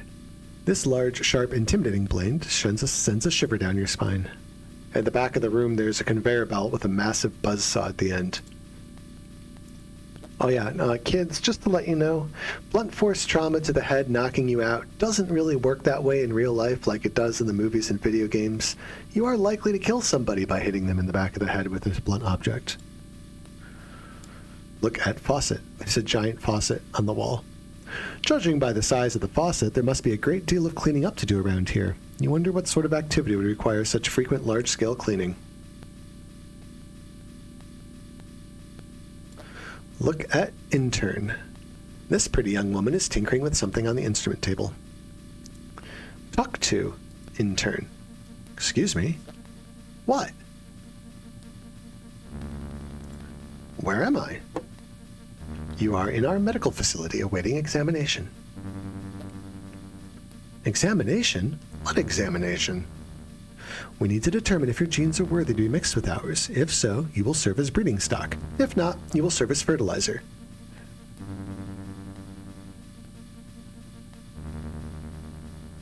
Breeding stock? That doesn't sound so bad. You'd probably enjoy it. Then again, there might be some discomfort between the 600th and 800th times. Naturally, the second day is worse.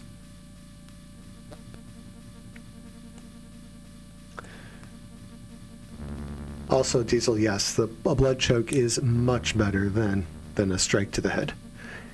Yep, 600 to 800 times the first day. The second day is worse. Why do you need me? Because we need to continue our race. Since there are no men around, we must either use the dreaded gender bender or capture the occasional stranger, such as yourself.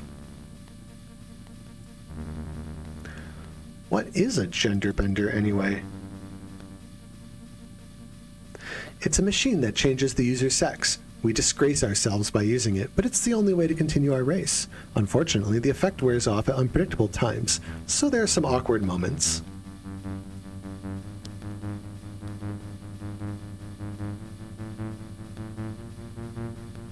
Where are all the men? They all died when we won the Great Gender War. Thanks to the gender bender, we had no need for their filth. Of course, the occasional pet, such as yourself, can be useful.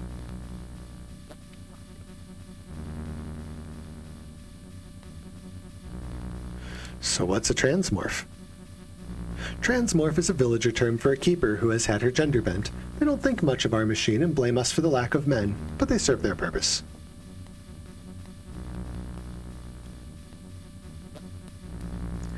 Who are you? I am Dr. Slash's assistant. I provide her with sharp instruments and clean up after her examinations. This is fun. I don't talk to many real men.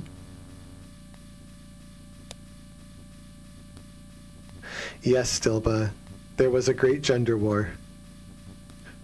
And all the men lost.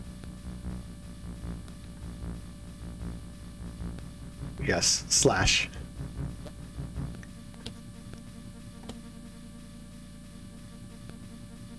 Would you mind untying me? Sorry, I can't do that. As much as I'd like to, you're a patient, and we must have a look at you. Do you know anything about a precious vase? Vase? No, sorry, I'm not much into art. Too bad for you, the men are all dead. I heard they used to consider art collections a status symbol. The richer ones had huge collections.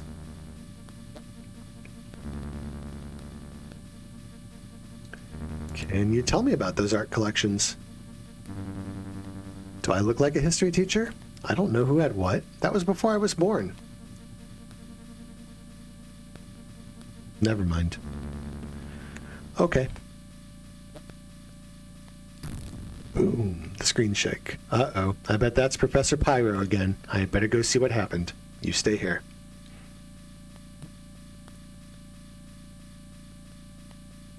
Yeah, so here in this area of the game, all the rock formations look like faces of some sort.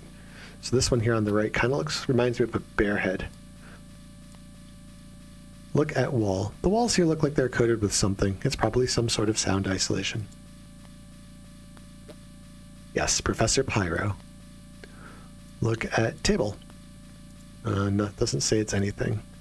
Look at sink. This looks like a normal sink. Oh, I saw something sparkle on the table, on the gurney. Look at scalpel. Let's take the scalpel. Can I reach the scalpel? I was too slow. Now then.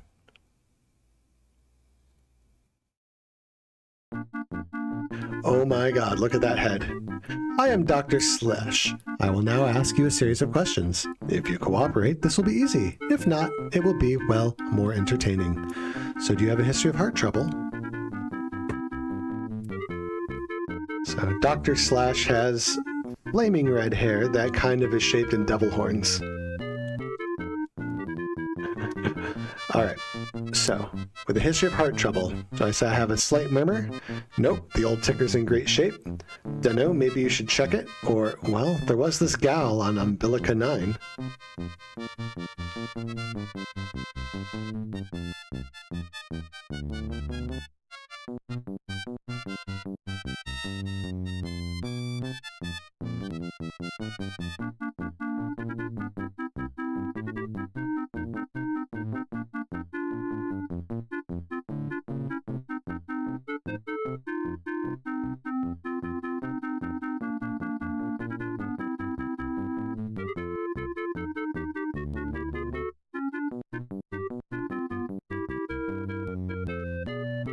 There's this gal on Umbilica 9. This is Mr. Blackjack. Whack! Right in the face. So, once again, do you have any history of heart trouble? I just got face smacked by Mr. Blackjack.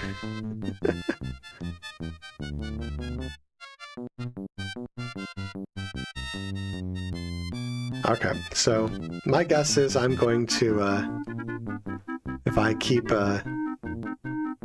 going at this, I will run into some further trouble than just being smacked in the face by Blackjack.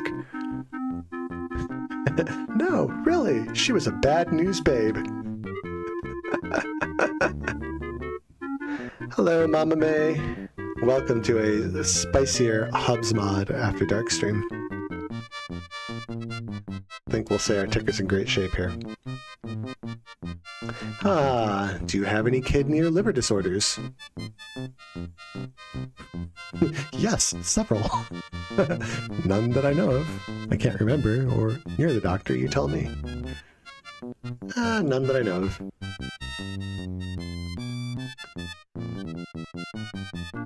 Are you an innie or an outie? An innie, an outie, and darn proud of it too. I forget. Let's check. And forget it. I'm not talking. I am an innie. Ah, thank you for your cooperation.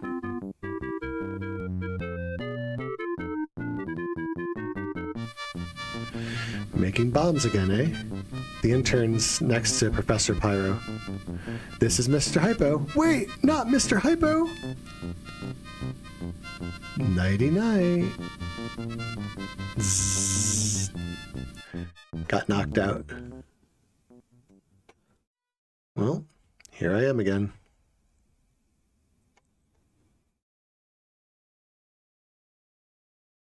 I think I was supposed to grab that.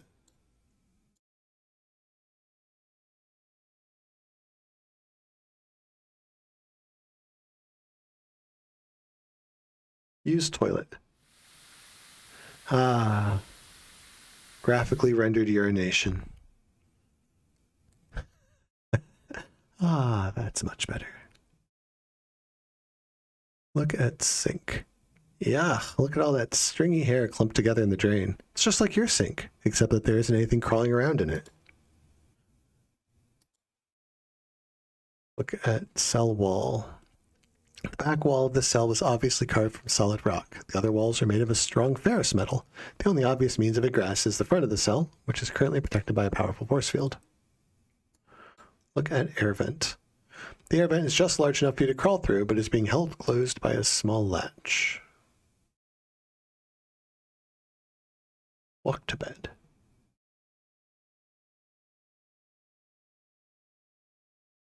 Look at bed. It's a good thing you aren't too tired, because this bed looks extremely uncomfortable.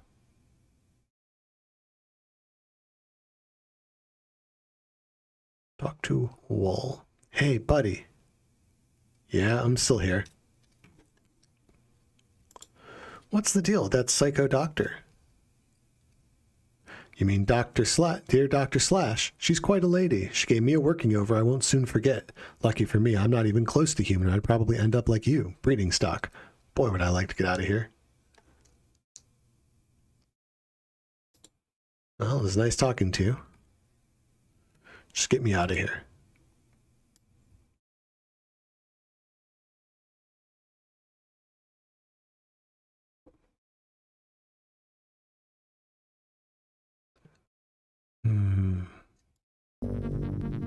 Uh-oh. They're back. You must come with us. Dr. Slash wants to see you. Heh heh. See, I think I was supposed to grab that scalpel, but I was not fast enough.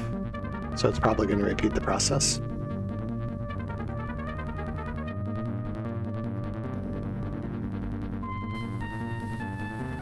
Yeah. Get on the gurney. That thing? No way. Hiya. Oof.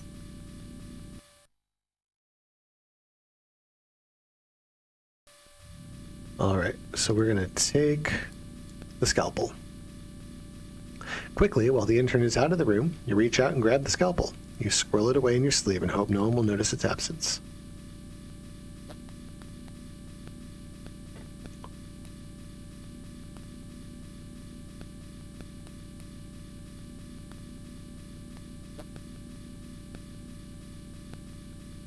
This must be where the intending physician keeps medical instruments. The only items of note on it are a corkscrew, a feather, and a scalpel. These do not look like friendly instruments.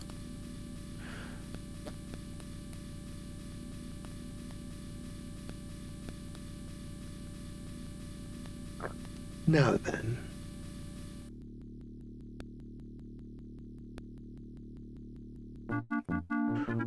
Welcome back. Once again, I will ask you a series of questions. So, do you have any history of heart trouble? Alright, so it looks like it's the same set of questions again. So I will speed through this section.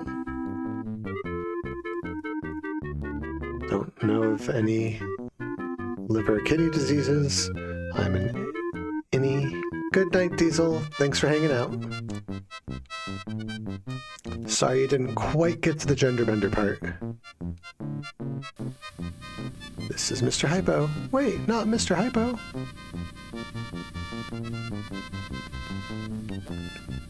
Nighty-night.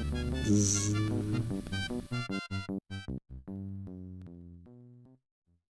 Well, here I am again. There we go. Now, we can use the scalpel to pry open the air vent. Let's see if I can get this grate open. Hey, pal, are you there? Wow, I actually did it. This scalpel's history, though.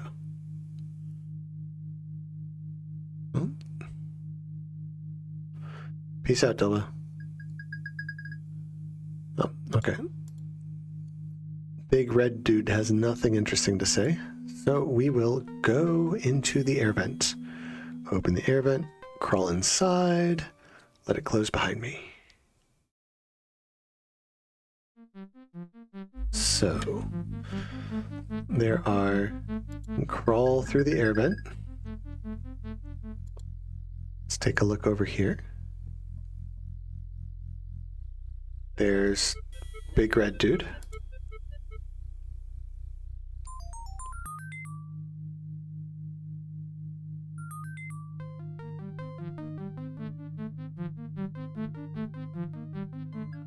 That is a wiggly booty.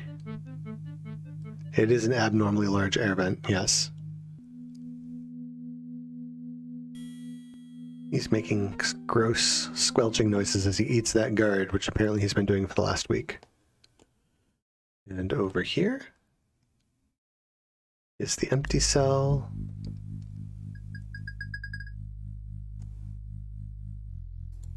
And over here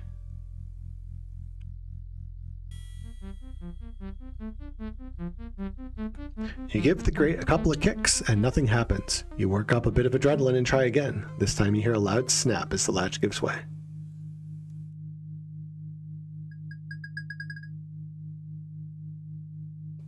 Audie, this must be an abnormally large air vent. Yes. Yes, it is. Okay, so I am now at the office. Let's take a seat at the computer, because it's an old, big, beige CRT monitor. Alrighty. I've got coffee, a half-eaten donut. Look at mug.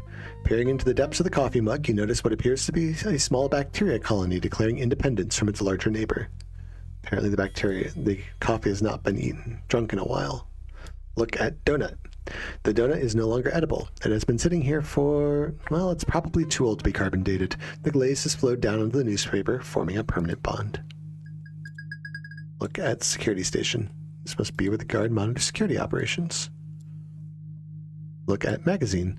Hoping to find something interesting, you take a quick look at the magazine. It does not resemble the Gal magazine you used to read. Everyone in this issue is dressed. Look at a clipboard. The clipboard has a pencil and a strange note on it. From the illegibility of the handwriting, you assume the author was engaged in medical practice. Look at desk. Desk is cluttered with loads of unimportant objects. Look at right monitor. This is a video monitor. You surmise that the buttons on the bottom can select various camera views. Okay, button 1. Cell 1, unoccupied. Cell 2, occupied. Locked. Warning, level 3 security card detected within cell. 3. Cell 3 status, occupied. Locked. Cell 4, unoccupied. Locked. Warning, sensor database contradiction. Malfunction? Then we can go take a look at the views from the security cameras. Looks like there's Big Red. 4 would be my cell. 5 is the hut where all the tumbling occurred earlier. 6 is the witch doctor hut. 7 was the big woman hut. And it looks like 8 is the one where I got kicked in the crotch. Press the green button. Cells are currently closed. Press the red button. Safety check. Verify. Open all cells? Yes. All cells are opened. Freeze, scum. You're dead meat now. But I was just eating this donut. Shut up, scum. Danger. Prisoner loose in corridor. Dr. Slash is gonna have a field day with you. Hey, look. Your shoelace is untied. Huh? Shoelace? Grrr! Big red dude just single smacks. Hey, thanks, man. Mr. Sauropod. Anytime, pal. Gotta split now. There's some butt to be kicked. Hasta la vista, baby.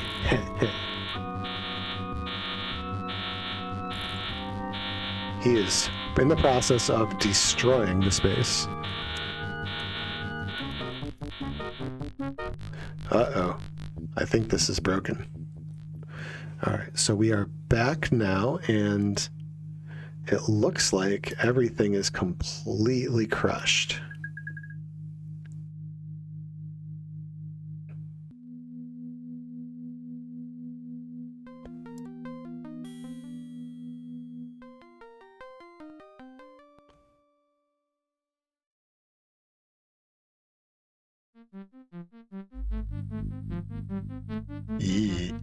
So, big scary 6-armed monster is not here. Look at limb, look at floor, look at security card, look at bloodstain. There are stains everywhere. It appears Bud tore this beast into numerous little chunks and sprayed him all over the place. Alright, so big flesh-eating monster guy is dead. Look at security card. This must have been worn by that poor guard the beast was snacking on. Look at limb. This limb looks humanoid, but you can't be sure. What's the difference anyway? Parts are parts. Let's take the security card. You cringe as you fish the card out of the gooey mound of bloody monster flesh. The woman on the card has a cold stare. You take comfort in the fact that she's monster food now. The security card has a small magnetic strip on it. And, because we're feeling morbid today, let's take the limb. You have no need for this disgusting limb. Okay, I will not take the limb then. I tried. I tried. Head back to the left, to the left, to the left, to the right, to the right.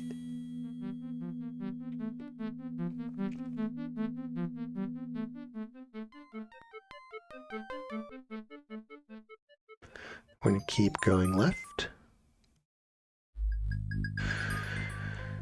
And it looks like we are at the four-way stop here. Look at signal. This must be a busy intersection. The signal is not currently operating, so you assume it is an off-peak hour. Look at circuits. Nothing interesting on the circuits. Look at guard. This guard has not had a fun day. Her rifle has been broken in half, her legs look broken, and worst of all, her hair is messed up. Let's keep heading to the left.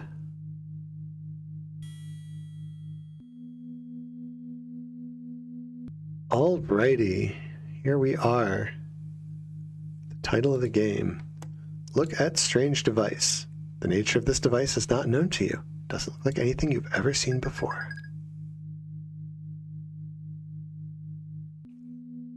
Look at panel. You are momentarily mesmerized by the strange lights on the panel. Look at equipment. The equipment is beyond your understanding, which places it on par with can openers and light bulbs.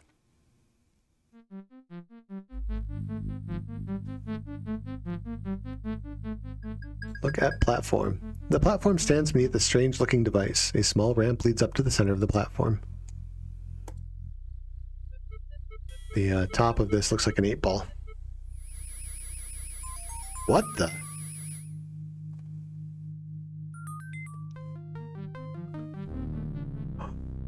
Uh-oh.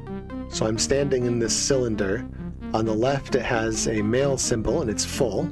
So this could be bad. This could be really bad. And on the right, it has a female symbol, and the gauge is empty. And now I'm starting to tingle, and uh-oh, what's this? The male side is going down, and the female side is going up. And my hair is getting longer. What the? Holy gender bender, it's gone!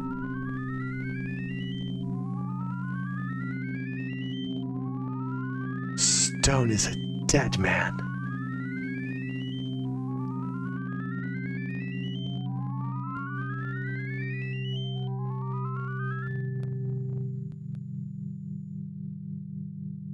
Bink.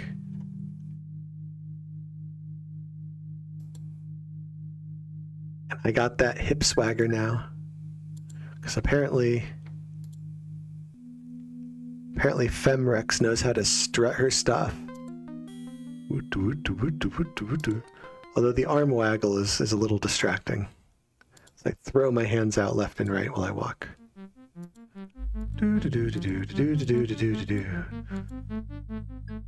Shakira, Shakira.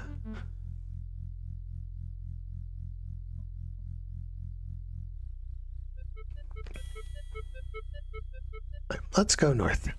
Dooby-dooby-dooby-dooby-doo. Walk back up.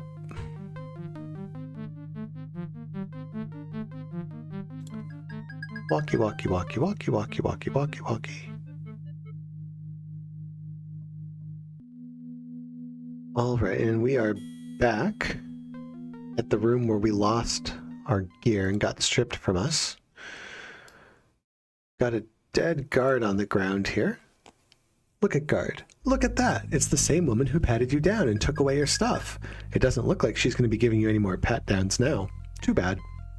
She appears to be missing an arm and one or more internal organs. Look at statue. Whoever modeled for this statue is obviously a beautiful woman. You decide to consider a career in sculpting if you ever get off this planet. So it is a, probably 15-foot tall statue of a nude woman whose arms have been ripped off now, like, so it's got like a Venus de Milo pose going on. Except that she has a sparkling bow tie around her neck and nothing else. Can't see the bow tie itself. Okay. Look at guard's arm. Yuck, an amputated arm lies on the floor. The hand is empty and the elbow is bent slightly. Look at vaults. This is where the guard put all your stuff when you were captured. Look at scanner. The scanner consists of a large square plate with a hand-shaped depression on it. Put guard's arm on scanner. Take the decapitated arm. You take a moment to look through your possessions. Suddenly there's a guard's arm is not among them. How could you have forgotten to bring it, you fool? If you don't have the guard's arm, you can't hardly put it somewhere, can you? Okay. So I have to take the arm first, I guess. Bloop. You carefully pick up the amputated arm. You decide to carry it around for as short a period of time as possible. Also, fun, morbid thing, the thing I can do with the guard's arm is shake hands. You introduce yourself and give the arm a firm shake. You quickly look around to make sure no one witnessed this momentary indiscretion. Put guard's arm on scanner. Beep. Yes. Take your stuff. Look at lamp. That just says that it's a lamp. Look at other stuff. Wouldn't you know it? Nothing but worthless junk. It looks like they're long overdue for garage sale. Can we take the lamp? You can't take that. Okay, I guess I can't take the lamp. Look at projector. The projector's been damaged beyond repair. Your friend didn't miss much coming through here. Also, overhead projector. Things that you don't see in classrooms anymore. Can we take the projector? Nope. Cannot. Oh, there's a tape player on the wall. Can't take the floor. What the? I have no idea why it went to the menu, but I'll go ahead and take this opportunity to save.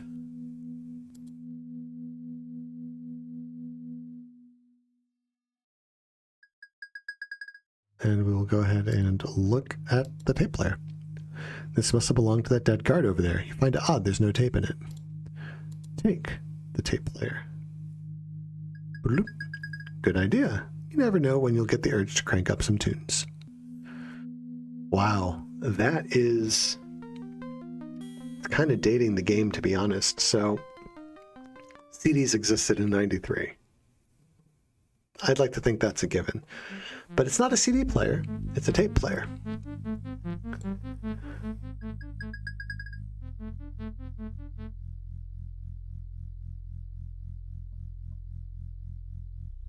Looks like, I think I'll leave this arm here. It stinks.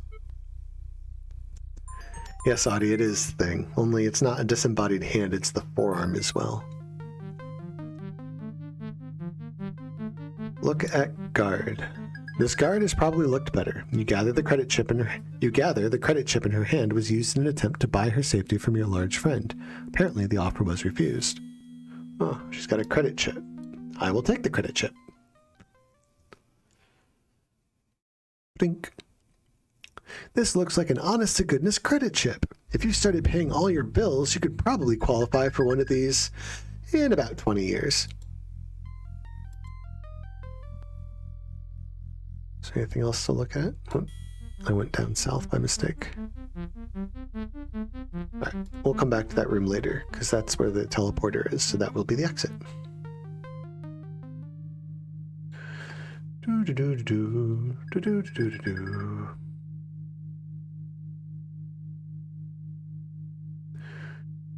And let's head south from the four-way intersection with the traffic light.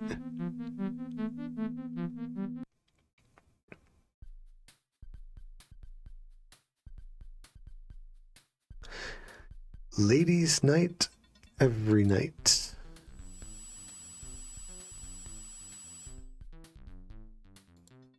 Well, let's go check out Ladies' Night.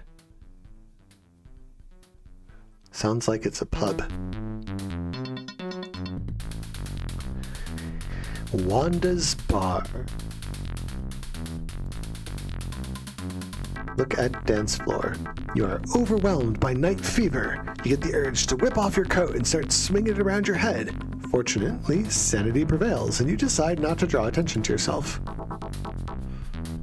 Look at woman on balcony. She appears to be enjoying herself, watching everyone else in the bar. She refuses to meet your gaze, but instead seems focused on the bartender. Look at woman in chair. She's obviously waiting for someone else. Look at women. They're up on the second floor balcony. The women up there seem content in each other's company. It would be rude to interrupt them. Look at woman in alcove. You marvel at the length of the ash hanging off her cigarette. She blows an occasional smoke ring your way, but looks like she wants to be left alone. Look at repair woman. You could rate this woman a 10, but only on the Richter scale. The telltale fault line on her backside indicates a maintenance position. The tool belt is also a good tip. Look at bartender. Yeah, is she ugly. A face like that could stop a windmill on an old Dutch painting. She spends a great deal of time polishing the bar and pouring shots for that tired-looking woman on the first stool. Look at bar stool. There are 3 stools in front of the bar. One is occupied by a large woman wearing a tool belt. The other 2 look padded and comfortable. Sit on bar stool. Bloop. What a pain. I hate these screwy machines. As soon as you fix them, they break again. Thanks for fixing mine, Helga. Shh. Bloop. A woman came through the teleporter and then turned into a monkey. Got a whole list of broken teleporters that need to get fixed first. Well, those big arrows were a dead giveaway, so we will take the repair list. Yoink! You carefully extract the list from the woman's pocket. Fortunately, she is well anesthetized and doesn't notice your thievery. Talk to bartender. Bartender! You want a mixed drink or a bottle?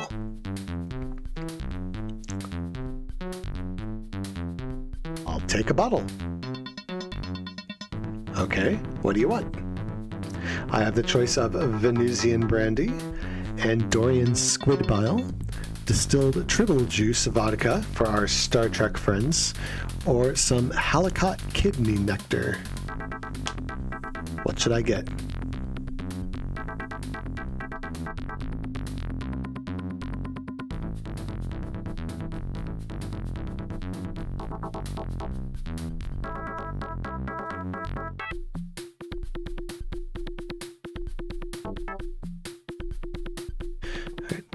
I'll go with the triple juice vodka, because something tells me that that would be delicious. That'll be 75 kelders, cash or charge. Can I put on this credit chip?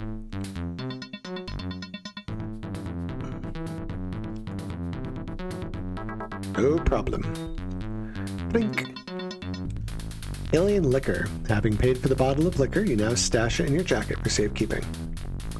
The label on the bottle of liquor says Old Rot Gut. Thanks.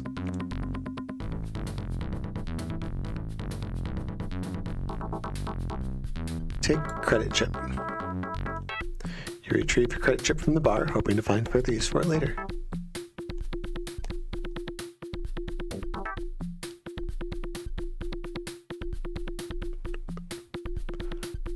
Yep, now I just need fire ruby. Artsy, they all sound gross. I don't know, I think distilled triple juice vodka sounds kind of interesting, considering that triples are trouble.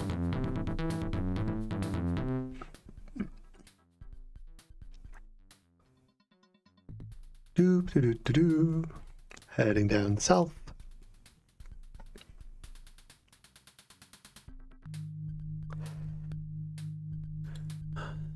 There is a basketball hoop above a garage door that is labeled Armory. Look at backboard. Obviously, this corridor serves some purpose other than transportation. The backboard looks well used. Look at wide door. The large door appears to be made of a material which is stronger than you are. Next to the door is a small card slot. Well, I do have this security card. Put security card in card slot.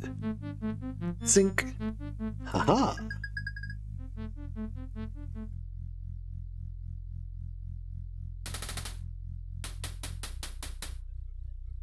What do we got here? Look at missile.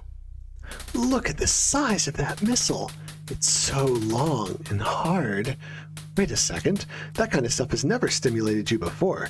You better hope that this gender bender machine is still working.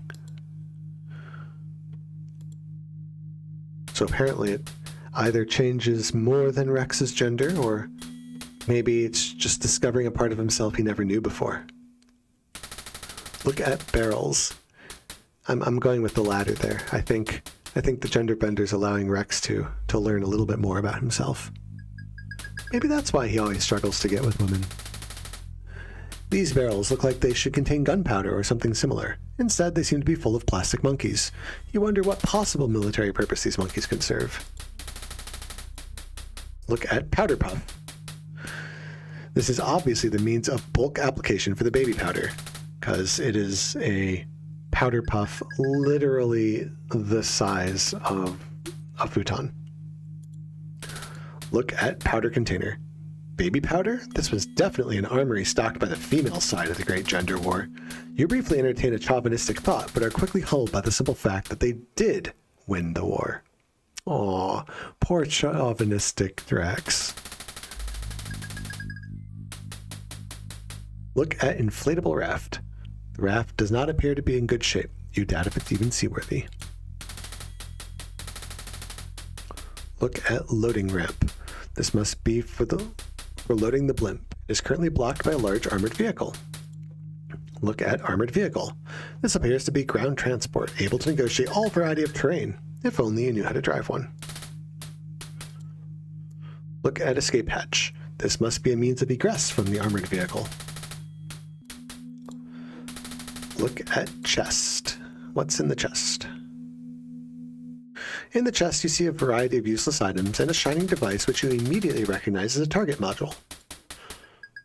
Look at target module. This appears to be a standard 47-prong targeting module, the type that improves a heavy weapon's firing accuracy.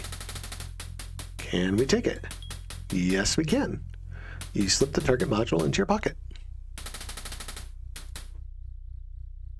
Look at catapult. This useful contraption has probably been used over the years to toss such things as anvils, one-ton tomatoes, missiles, and shipwrecked alien visitors. Look at grenade. They sure don't make grenades like they used to. Looks like this one's been injected with plant fertilizer.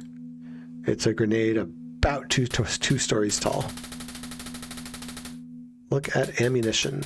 This place is full of ammunition. Perhaps you should be careful of where you step. After all, one wrong move and it's kaboom time. Look at blimp. The blimp reminds you of someone you woke up next to one morning. You wince at the memory and once again vow never to drink an Antarian kidney twister on an empty stomach. Hello, Kitty. Good morning. Happy time zones.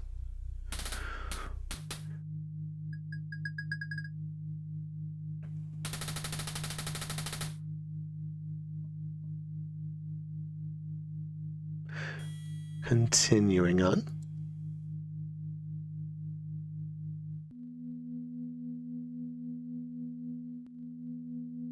What is this place?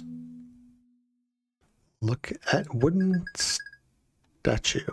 A message engraved on the statue's hand reads, "You must be at least this high to enter the teleporter." Look at display. This display shows all sorts of status information about teleporters. From the number of lines on the display, you gather there must be many such teleporters. Too bad they don't list the teleport codes here.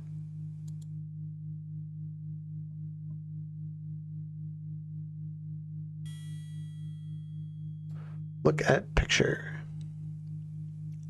The pictures show various exquisite vacation spots. Can't you just see yourself lying on the beach with the tequila earthrise looking for shells? That's tequila, Tikillya, instead of tequila. You decide to stop daydreaming and do something productive.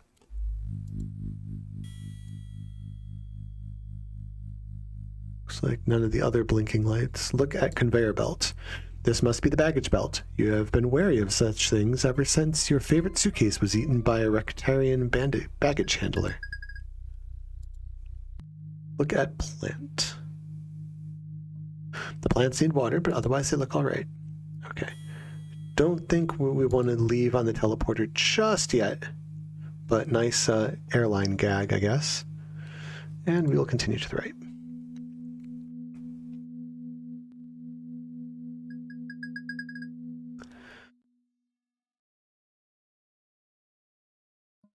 There's another storage with the key card, so we will put the security card in the card slot.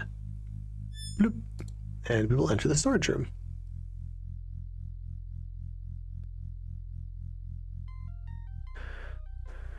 Alright, what do we got in here?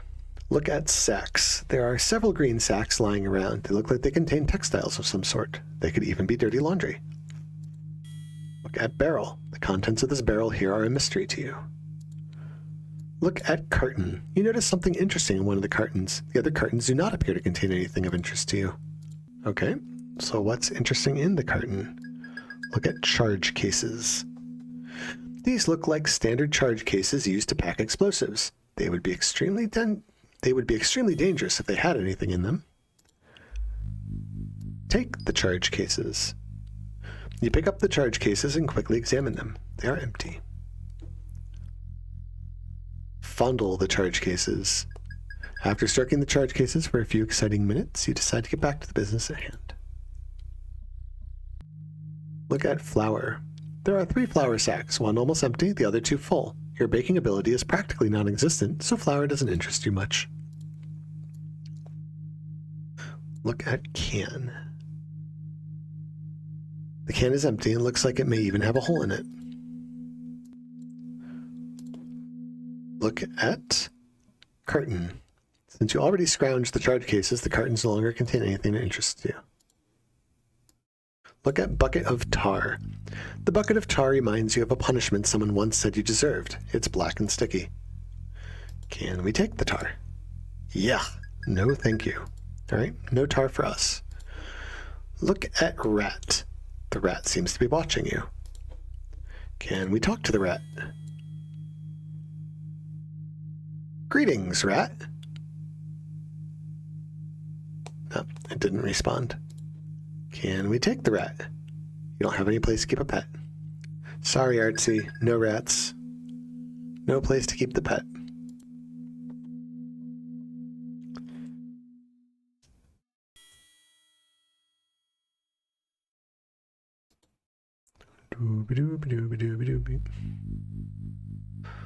Look at trash.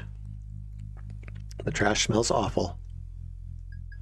The trash has smelled a lot worse in our house since we had a baby. Look at fire extinguisher. In case of fire, break glass, then run like hell. It appears someone has already used the extinguisher. This must be where Professor Pyro was from, because I see explosion through the door. Oh, that's a big hole. Look at mishap. Hey, this looks and smells fresh. This must be where that explosion occurred while you were chatting with Dr. Slash's intern. Whatever caused this was potent stuff. Look at knife switch. This appears to be some sort of emergency power switch. Open contact switches make you a little nervous if you grab the wrong part. Yes, Artsy, I know we would have 5 rats if they didn't have short lifespans. Look at lab equipment. The lab contains a great deal of equipment, little of which you know anything about. Look at toxic waste. You wonder how long this has been sitting here. You are reminded of the condiments in your refrigerator.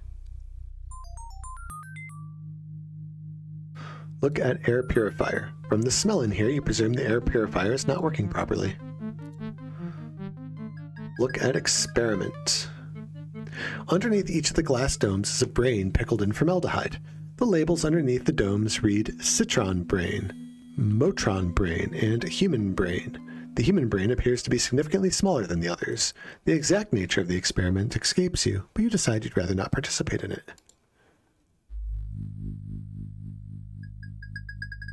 Look at alcove. This little alcove has an exhaust fan and looks like it was designed for the mixing of volatile chemicals. There's a small kettle inside the alcove.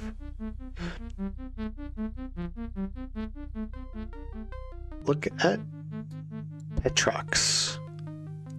Harking back to your high school chemistry days, you recall that this compound is highly volatile oxidizer. Or is it an acid? No, wait, it's... All right, friends, this is a friendly chemistry teacher reminder to always, always, always pay attention in chemistry class so that later you can break into Dr. Pyro's lab and actually successfully mix the chemicals without blowing yourself into a giant hole. Look at lecithin. The label reads lecithin, but you remember little about phosphatides. Look at formaldehyde. The label reads formaldehyde. Alright, so we're going to step out here for a minute because there's another piece of information we need before we go mixing chemicals. Because Rex did not pay attention in chemistry class. Look at signpost. Signpost is obviously smashed by the large boulder next to it.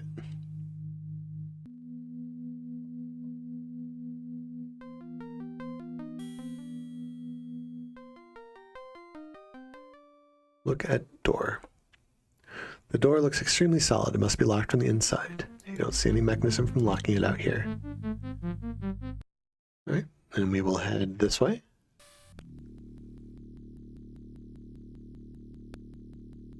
And we are back in the lab. Look at Professor. This woman is definitely well done. This must be the professor the intern went to check on after the explosion. She has a tape recorder in her hand. Look at tape player. She appears to have quite a grip on the tape recorder. There's an audio tape inside of it. Take tape player. You can't get the tape recorder loose from her fingers. She has a death grip on it that you just can't break. You do manage to open it up and take out a small cassette. Well, fortunately, we have a tape deck. We have our own tape player.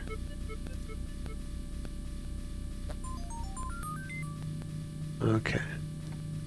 There is nothing else of interest now that we have the tape with the exploded Dr. Pyro.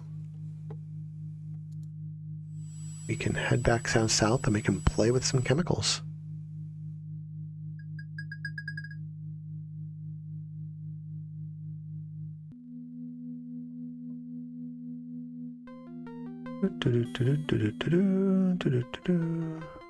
Oh, I walked past it. Here we go.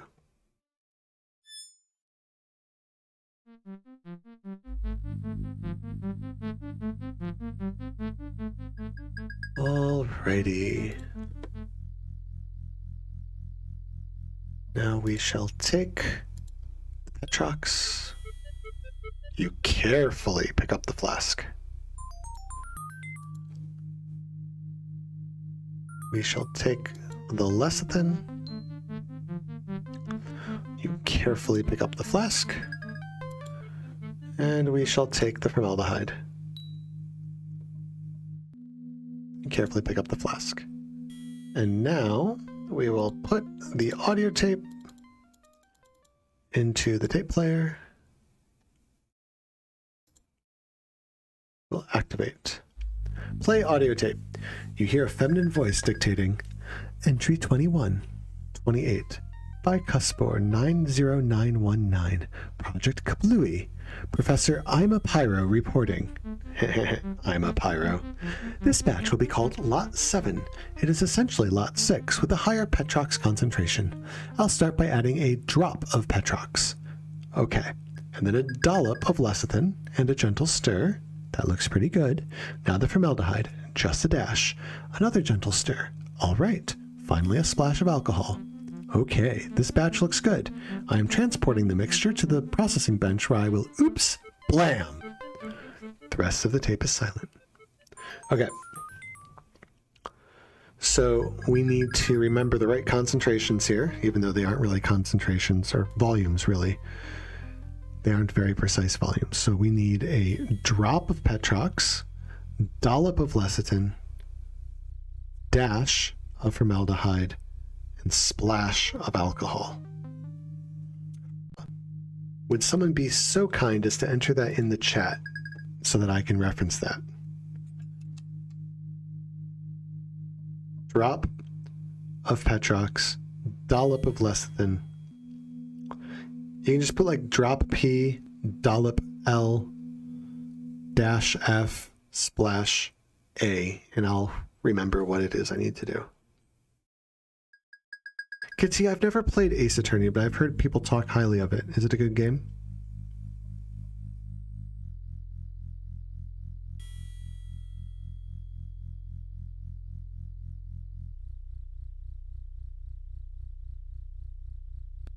Thank you, Audie. That was fast.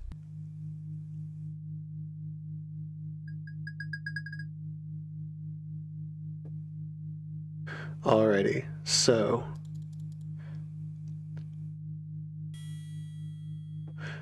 put Petrox in kettle.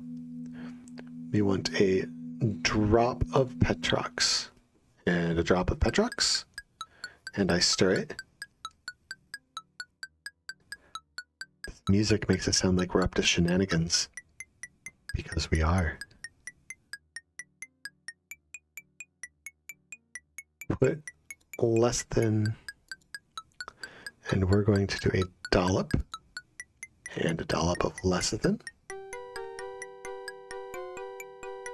It's starting to bubble and froth a bit in the cauldron now. Put formaldehyde, and we want a dash of formaldehyde. I love how more pieces of music get added to the track as I mix things. The bubbling's getting fairly violent now. 5 games already, Kitty. Wow, how many are there in the series? Put alien liquor into kettle, and we wanted a splash. And a splash of alien liquor. Bum, bum, bum, bum, bum, bum, bum, bum. But so this is explosive, so we'll put the charge cases in the explosives. Bloop. You gingerly pour the contents of the kettle into the 2 charge cases. You made just enough explosives to fill them both.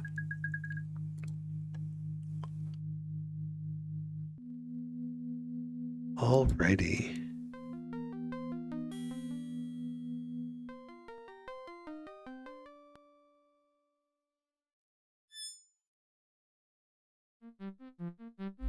Audie, I like the music. It's like calming and anxious at the same time. It's confusing, yet I like it. It's like my life. Confusing, yet I like it is a interesting epithet for your life. But I'm glad that you're happy with life. Look at cannonballs. These cannonballs add to the distinctly military feeling of this corridor. They look ceremonial, but you would still not want to meet one traveling 1,000 feet per second.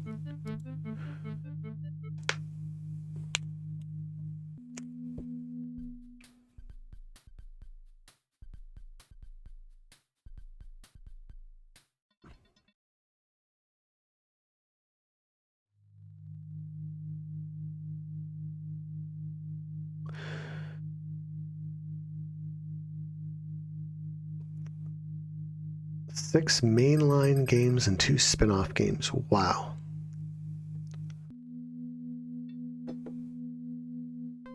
Well, Audie, let's hope that we have positive happenings to go along with the positive vibes. Because just putting a bright spin on otherwise shitty things is less than happy.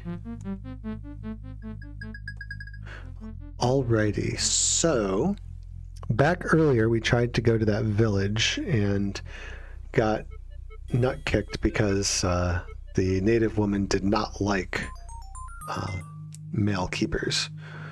So let's go back as a woman and see if we can talk.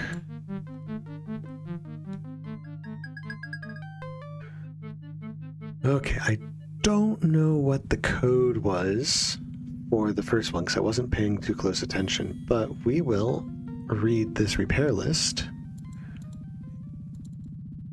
And with luck, it will tell us.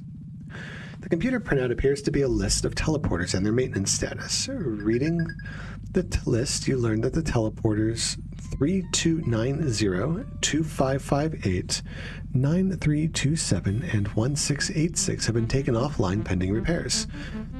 Units 7647 and 5814 have been recently tuned. Units 4026 and 0965 are in need of minor adjustments, and that the gender security module in Unit 1951 is due for scheduled maintenance. Okay. This is 5814.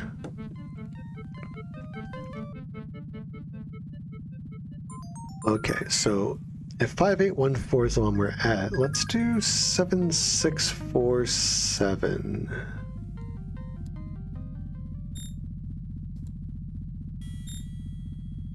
See if that takes us back to the natives.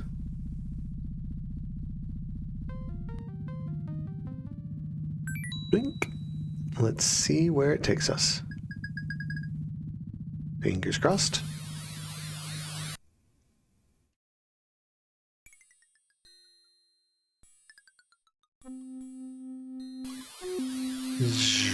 Yay! We are back.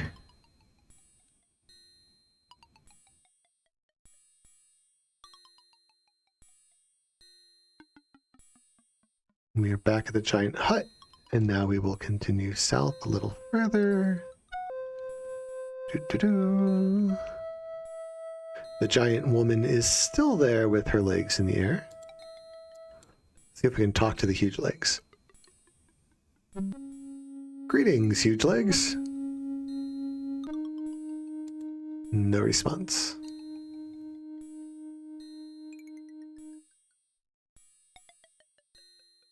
Yeah, Audie, I'm looking forward to you starting university in 6 months. That'll be great. We're back at the witch doctor. We'll continue left.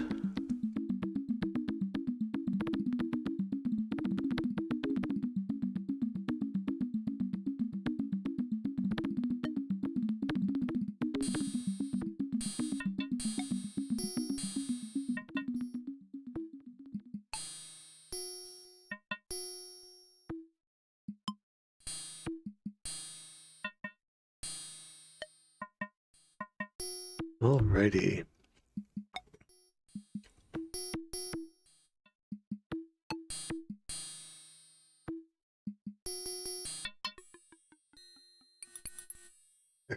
Chickens going bawk, bawk, cluck, bawk. Look at chicken. These chickens are running around in ignorant bliss. None of them seem to have considered why they are being fed so well. Look at chicken on spit. The chicken looks like it has been slowly roasting on that spit all morning. Looks like it is just about done. Look at native woman. She appears to be watching the chickens. Alright. Well, I haven't immediately been kicked, so talk to native woman. Excuse me. Good morning, keeper. Hi, I'm Rex. Nice clothes, keeper. What's a keeper, anyway? You probably shouldn't draw so much attention to yourself. You're not, after all, who she thinks you are. Don't you belong somewhere else? Seen a vase anywhere? No. Mind if I borrow that roast chicken? Sure, keeper. Take what you want. You always do. Want to buy a used starship? Probably shouldn't draw attention to yourself. Alright. Gotta run. Bye. Take chicken on spit. Bloop. This juicy golden brown roasted chicken makes your mouth water.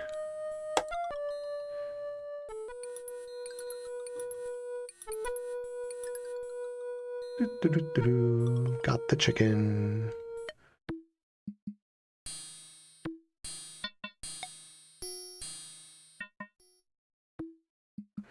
And we will head back and we will try a new code. Ooh, snake.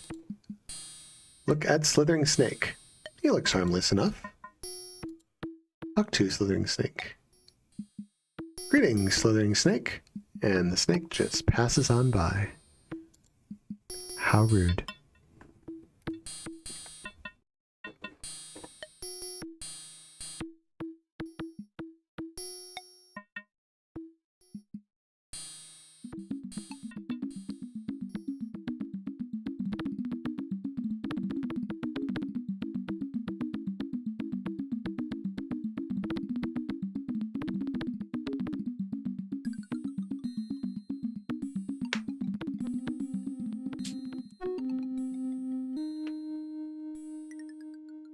Back past legs, we'll head north. When I was a little kid, I was always really concerned about coming back here after trapping the giant woman in the pit trap, because I was terrified that the woman would crawl out of the pit trap and eat me.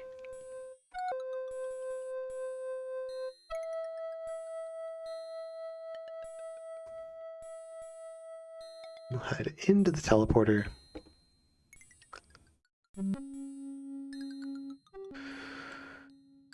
Alright, let's read that repair list again. Let's go to 5814. That's back to the underground lab that we were in. And I want to check what the other two teleporter numbers are so I don't accidentally make a mistake. And come back there. Especially because it said that some of them are offline or might have problems.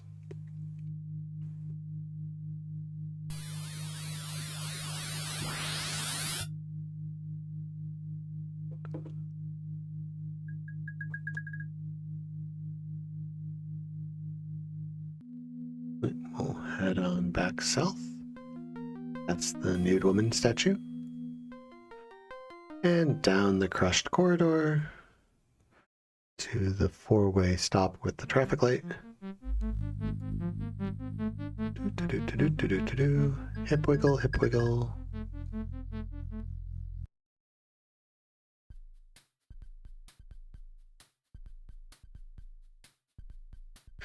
And we'll head back into the bar.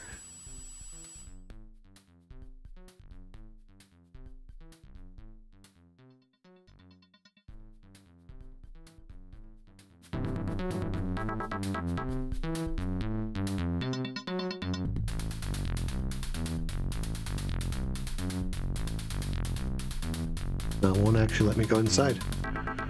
Alright, never mind then.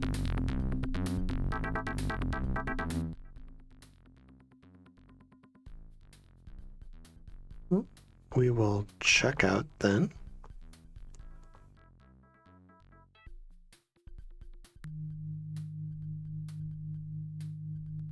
The other teleporter. See if we can get a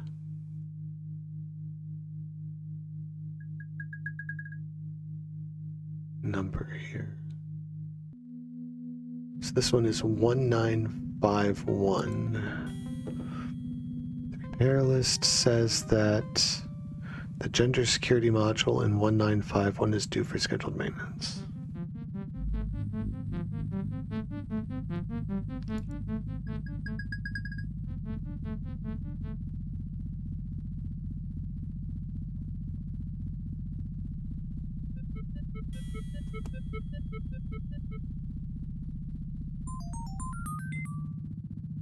Right. Well, I think what we're going to do here now is use the gender bender again, turn back male, and then we'll explore some of the other teleporter areas.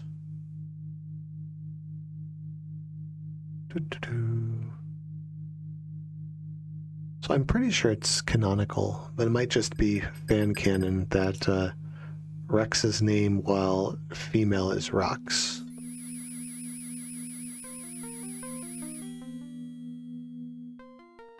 Back into the gender-changing tube with the full female symbol and the empty male one. This had better work. I'm feeling all tingly. The blue bar fills, the pink bar decreases, empties. Whew. It's a good thing that worked. What would I have done without little Rex?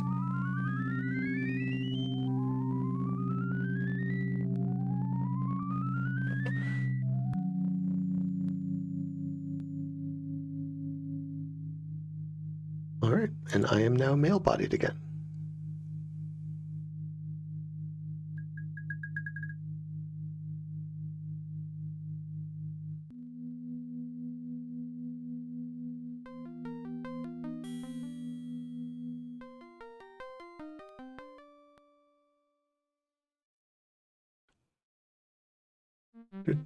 Going back up to the teleporter.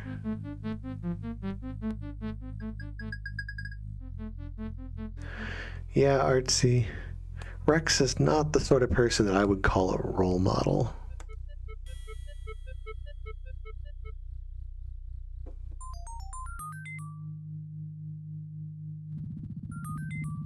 But if we're ever thinking about getting an appliance for our apartment, maybe we can find one of those gender benders. Maybe they sell them at IKEA.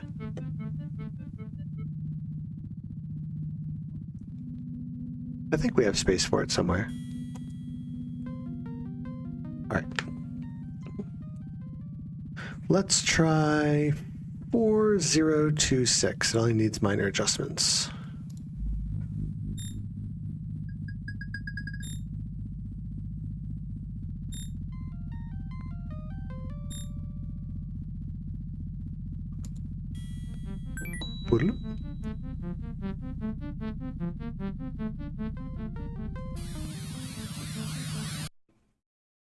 Hopefully it doesn't do anything weird or awful to me.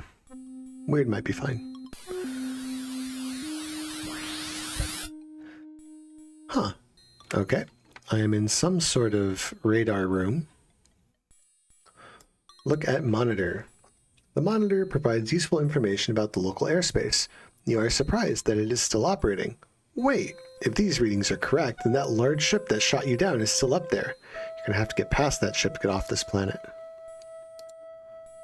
Look at equipment. You recognize the equipment around here as being essential to a small airfield. The radar screen and the anti-grav control panels are dead giveaways. Look at speaker. The public address speaker remains quiet. You are thankful for this because judging from its size, it would make a great deal of noise.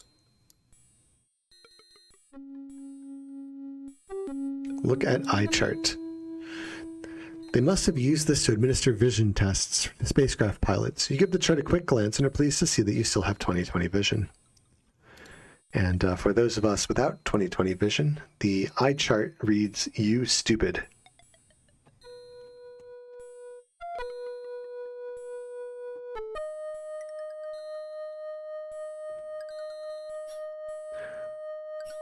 We are going to exit the radar room.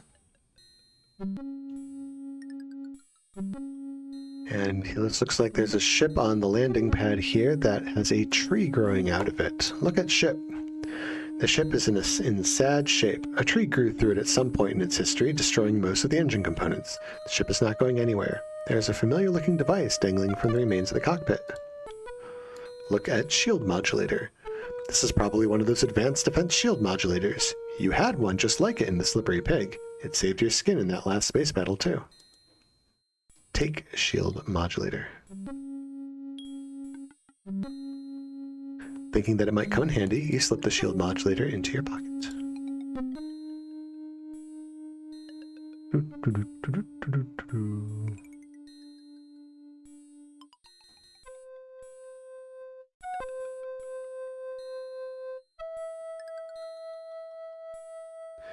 There's another ship. But I don't think we're ready for this quite yet.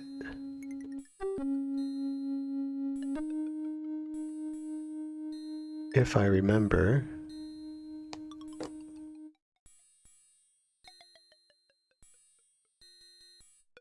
if we go inside the ship,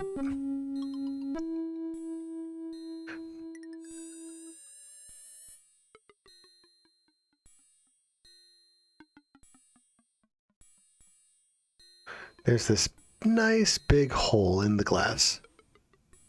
Look at crack. There's a small fraction of the ship's canopy. It may still be airworthy, but you would feel nervous taking the ship into a hard vacuum in this condition.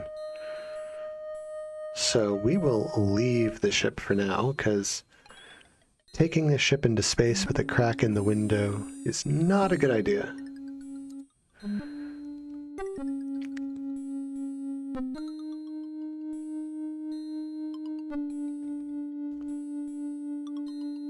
So we'll have to find some way to repair it. Also, leaving the planet without the vase is kind of defeats the whole point of, you know, coming here in the first place.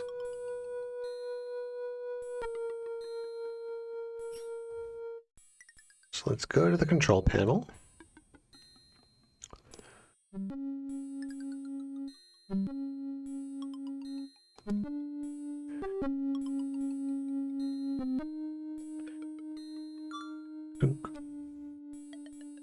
Anti-gravity control for pad 2. I started the timer. And the ship started floating on the anti-grav pad. And it looks like a kangaroo hopped, or a little kangaroo-like thing, hopped into the anti-gravity and flew sky high.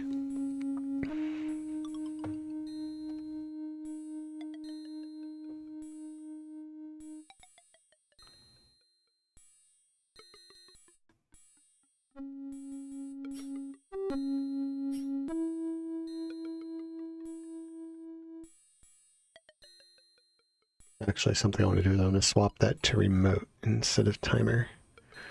So if I'm going to need the anti-gravity to take off, I'll need to actually do it from the ship.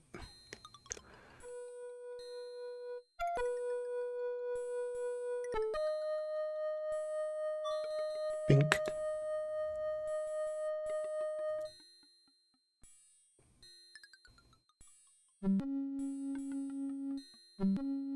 Ship lands. Oof. Kangaroo thing goes splat. That was less than ideal. I'm sorry, kangaroo thing.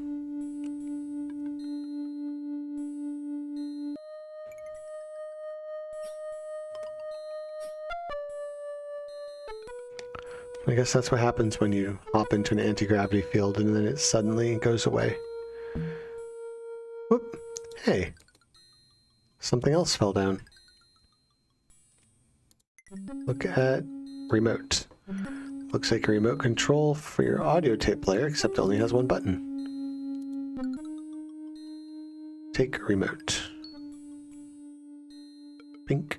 You picked up the odd-looking remote control and put it in your pocket.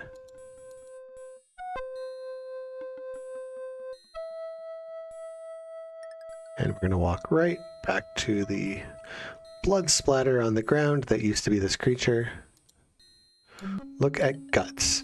Apparently some small animal wandered into the anti-grav beam when you turned it on. When the timer ran out and the beam turned off, the poor thing came down hard. Hey look, a 6-chambered heart. Neat.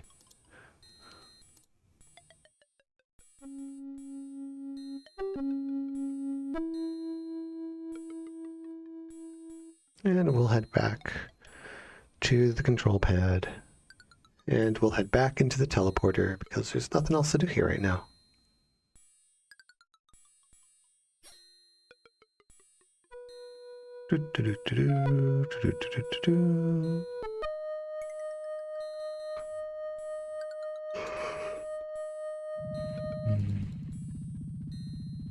Pair list. Next place to go, 0965.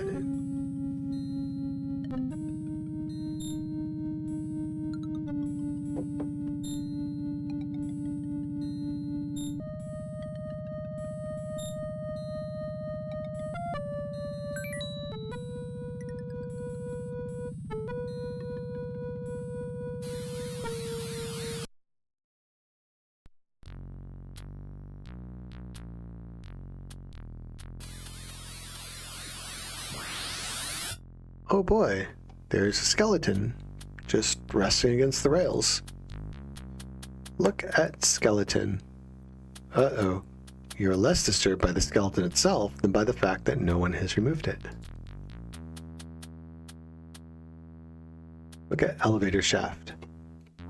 This appears to be an elevator shaft. The distinct lack of an elevator renders the shaft useless. Overhead equipment. You're getting used to seeing equipment you can't make heads nor tails of. Well, let's head left.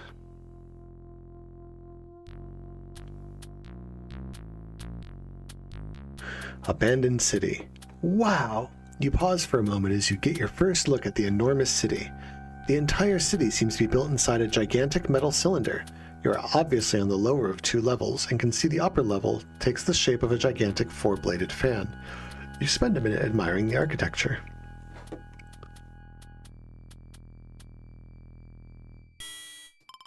There is a door up here. Walk through door. Have you gone mad? What kind of person would try to walk through a door? Perhaps you better scrape some brain tissue into a cup and think of something else. Okay, fine. Pedant. Open door. Some sort of pass card is required. Put security card and card slot. It won't fit. This place obviously has nothing to do with the place you were when you found this, where you were when you found the security card. All right. Look at fire hydrant. This looks like a standard fire hydrant. Look at car. Wow, what a cool looking car. This must be the mode of transportation they used here. You recognize this as a magnetically levitated vehicle, and it looks fairly high-tech, even for an MLV. Get into car.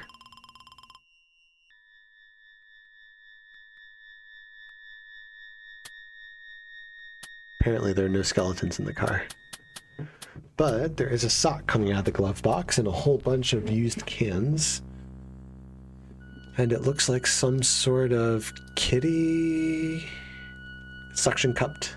It says, ha, got one. Oh, wait, it's only a suction cup there. Drat. It looks like a suction cupped cat to the windshield.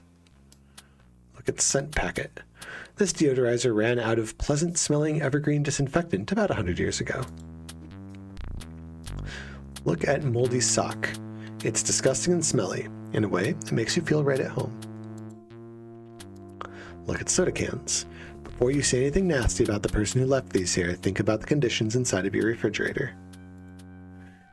Rex is one to talk. Hello, Scott. Welcome. Welcome to Hubsmod After Dark. Look at windshield. Through the amber windshield, you can see part of the city and all of a stuffed cat.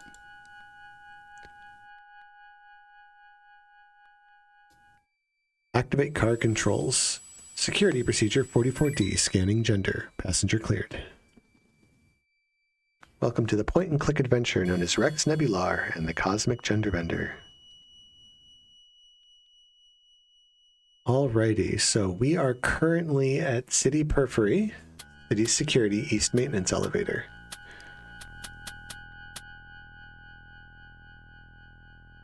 Oh yeah, absolutely. The protagonist is definitely on blat. He's pretty much a loser. Boop. Alright, possible destination. Kane Laboratory. Macho Pros Software. Barnet Motel. Sid Cycles.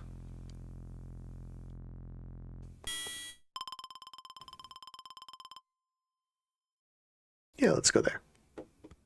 Beep.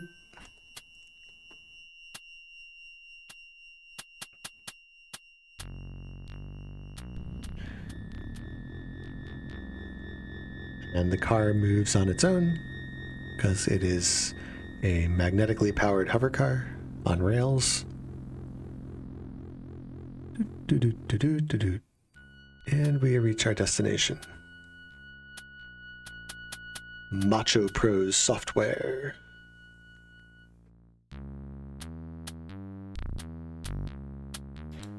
Look at air bike. Wow, an honest-to-goodness air bike. You haven't seen one of these babies since you were a kid. Too bad the thing's old and rusted. You would have loved to take this beast for a ride.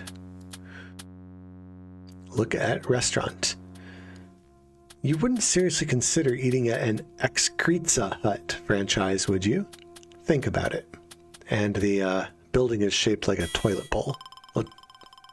A toilet, a full toilet, and you enter at the base.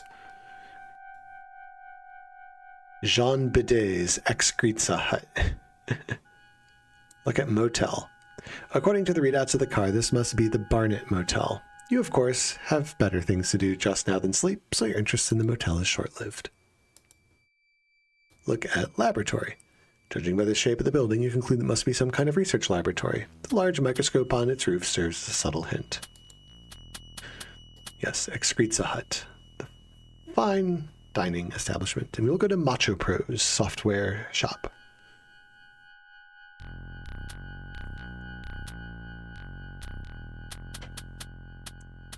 Nice. So,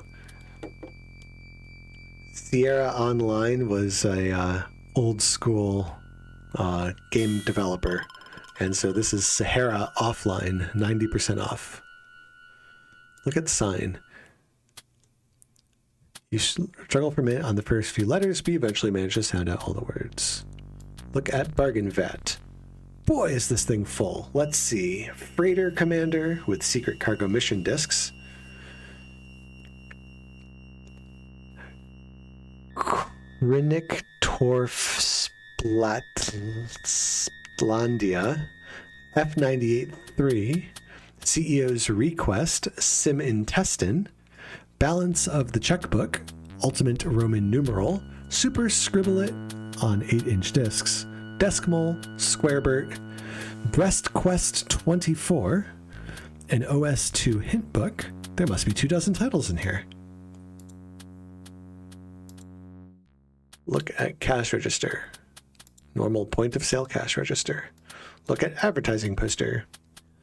It's an advertisement box for a game called Nasty Nick Takes on the Bronx. It looks like an arcade shoot 'em up. Look at old software. You are surprised to see that Polyester Suit Peter is still around. You dream of starring in your own action-packed graphic adventure someday. So, one of the popular, kind of lewdish games of the time in the 90s was Leisure Suit Larry. So this is a take on it. Polyester Suit Peter. Look at hottest software. A flight sim, an adventure game, a pretend you're in a movie game, a gee, I wish I really knew how to use a sword game, and various other escapist entertainment packages adorn the walls here.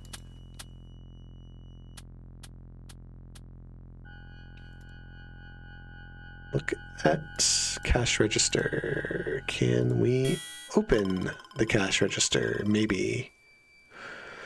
The cash register doesn't have a no sale key, so you decide not to embarrass yourself by spending hours trying to figure out how to get the drawer open. Look at counter. On the counter you see cash registers, a pad, a jar of pencils, and a small pen light. We shall take the pen light. Blink. You pick up the pen light and put it in your pocket.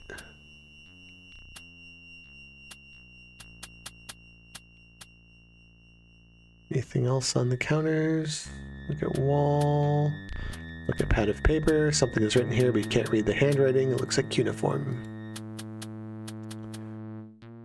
Look at advertisement. The back of the wall of the store is littered with little flyers and posters.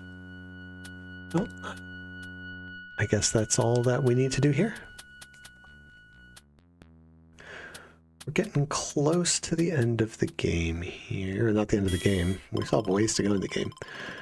But we are getting close to the end of the stream time for tonight. We're going to head into the laboratory. We'll actually need to come back here in a little bit because we don't have everything we need. What have we got here? Look at laser cannon. This is a big laser cannon. From all the hoses, you assumed it's liquid-cooled and connected directly to the city's power grid. This is one beast you wouldn't want to get in the way of. Look at Spinach Patch Doll. It appears somebody left a small doll here on the pedestal. Perhaps they thought it was just too cute. You suppressed the urge to set the doll alight. You've always hated these things. Look at monitor. The monitor is blank. It's obviously off. Pull lever. Wrong lever! Let's see what this does. Boom! It exploded the doll. Wow, you've always wanted to shred one of those stupid dolls. That felt really good. Of course, the laser was built for continuous fire operation and is still on. So now the laser is stuck at the on position and apparently does not burn a hole through the back wall. Look at monitor.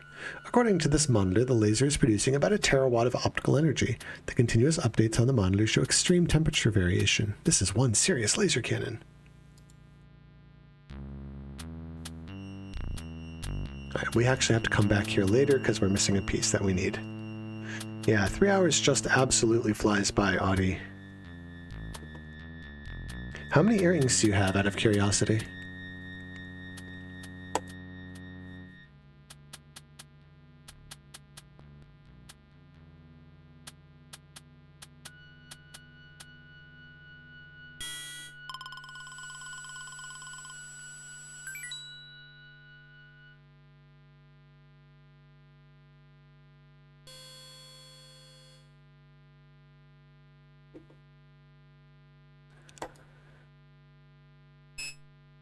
We are going to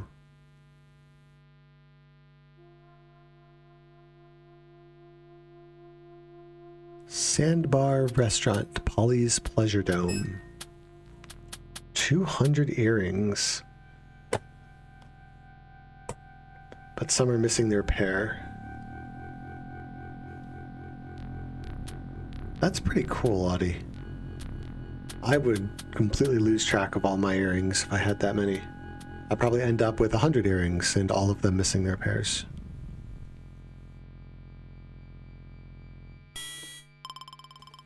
Hello, legs. Polly's Pleasure Dome, live girls. Look at statue. Wow, you would give your left pinky to meet the woman who modeled for this statue. Look at dome entrance. It appears to be locked. The lock mechanism also looks corrosion welded. Even if you had a key, it's unlikely to be able to get this thing open.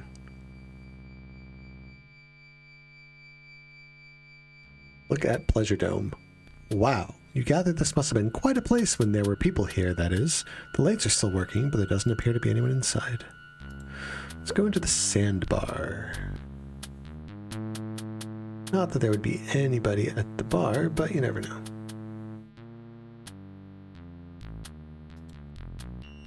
Look at cash register. The cash register looks old and decrepit. This must not have been a very profitable restaurant. Can't help but think a few more tables would have helped. Can we open the cash register? You hunt around for a moment, eventually finding the no sale key. Think.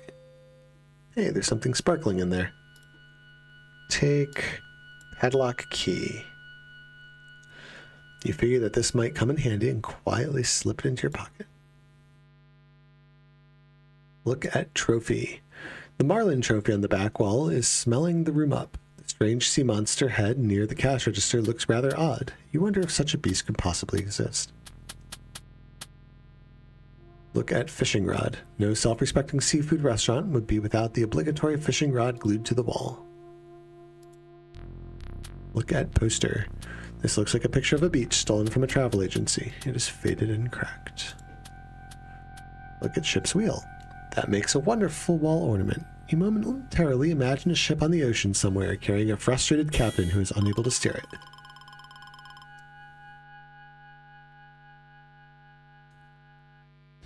Look at rope. Evidently there was so little business here that the owner had to close off the rest of the dining room. At least you probably got personal service. Can we take the fishing rod? But it was glued to the wall, but you never know. You grab the fishing rod from the wall, bend it around a few times, and carefully stuff it in your pocket. It's actually kind of impressive. You sincerely hope that the rod doesn't choose to expand unexpectedly, like in grade school, and destroy your pants. Okay, I've got questions. First of all, how did you fold a fishing rod long enough to fit in your pants? And second of all, why were you doing that in grade school?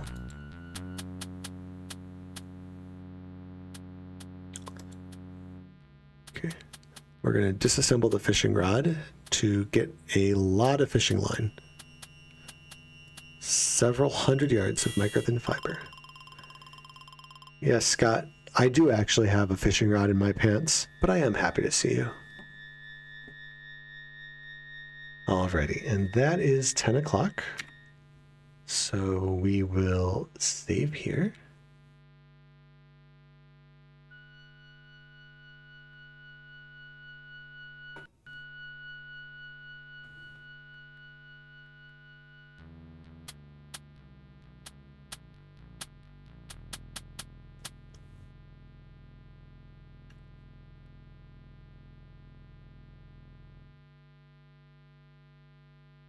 And we shall exit the game. Oh, Audie, I'm so glad. I am glad that time just flew by. And we shall head back here to chatting with the chat. Well, now, that was 2 days in a row that I got to be on stream with you all. Artsy has so generously allowed me to use their channel to start my streaming career, but starting next week, I will have my own channel, Space Walrus Gaming, and there should be a command for Nightbot here. Let's give that a shot and see if it shows up.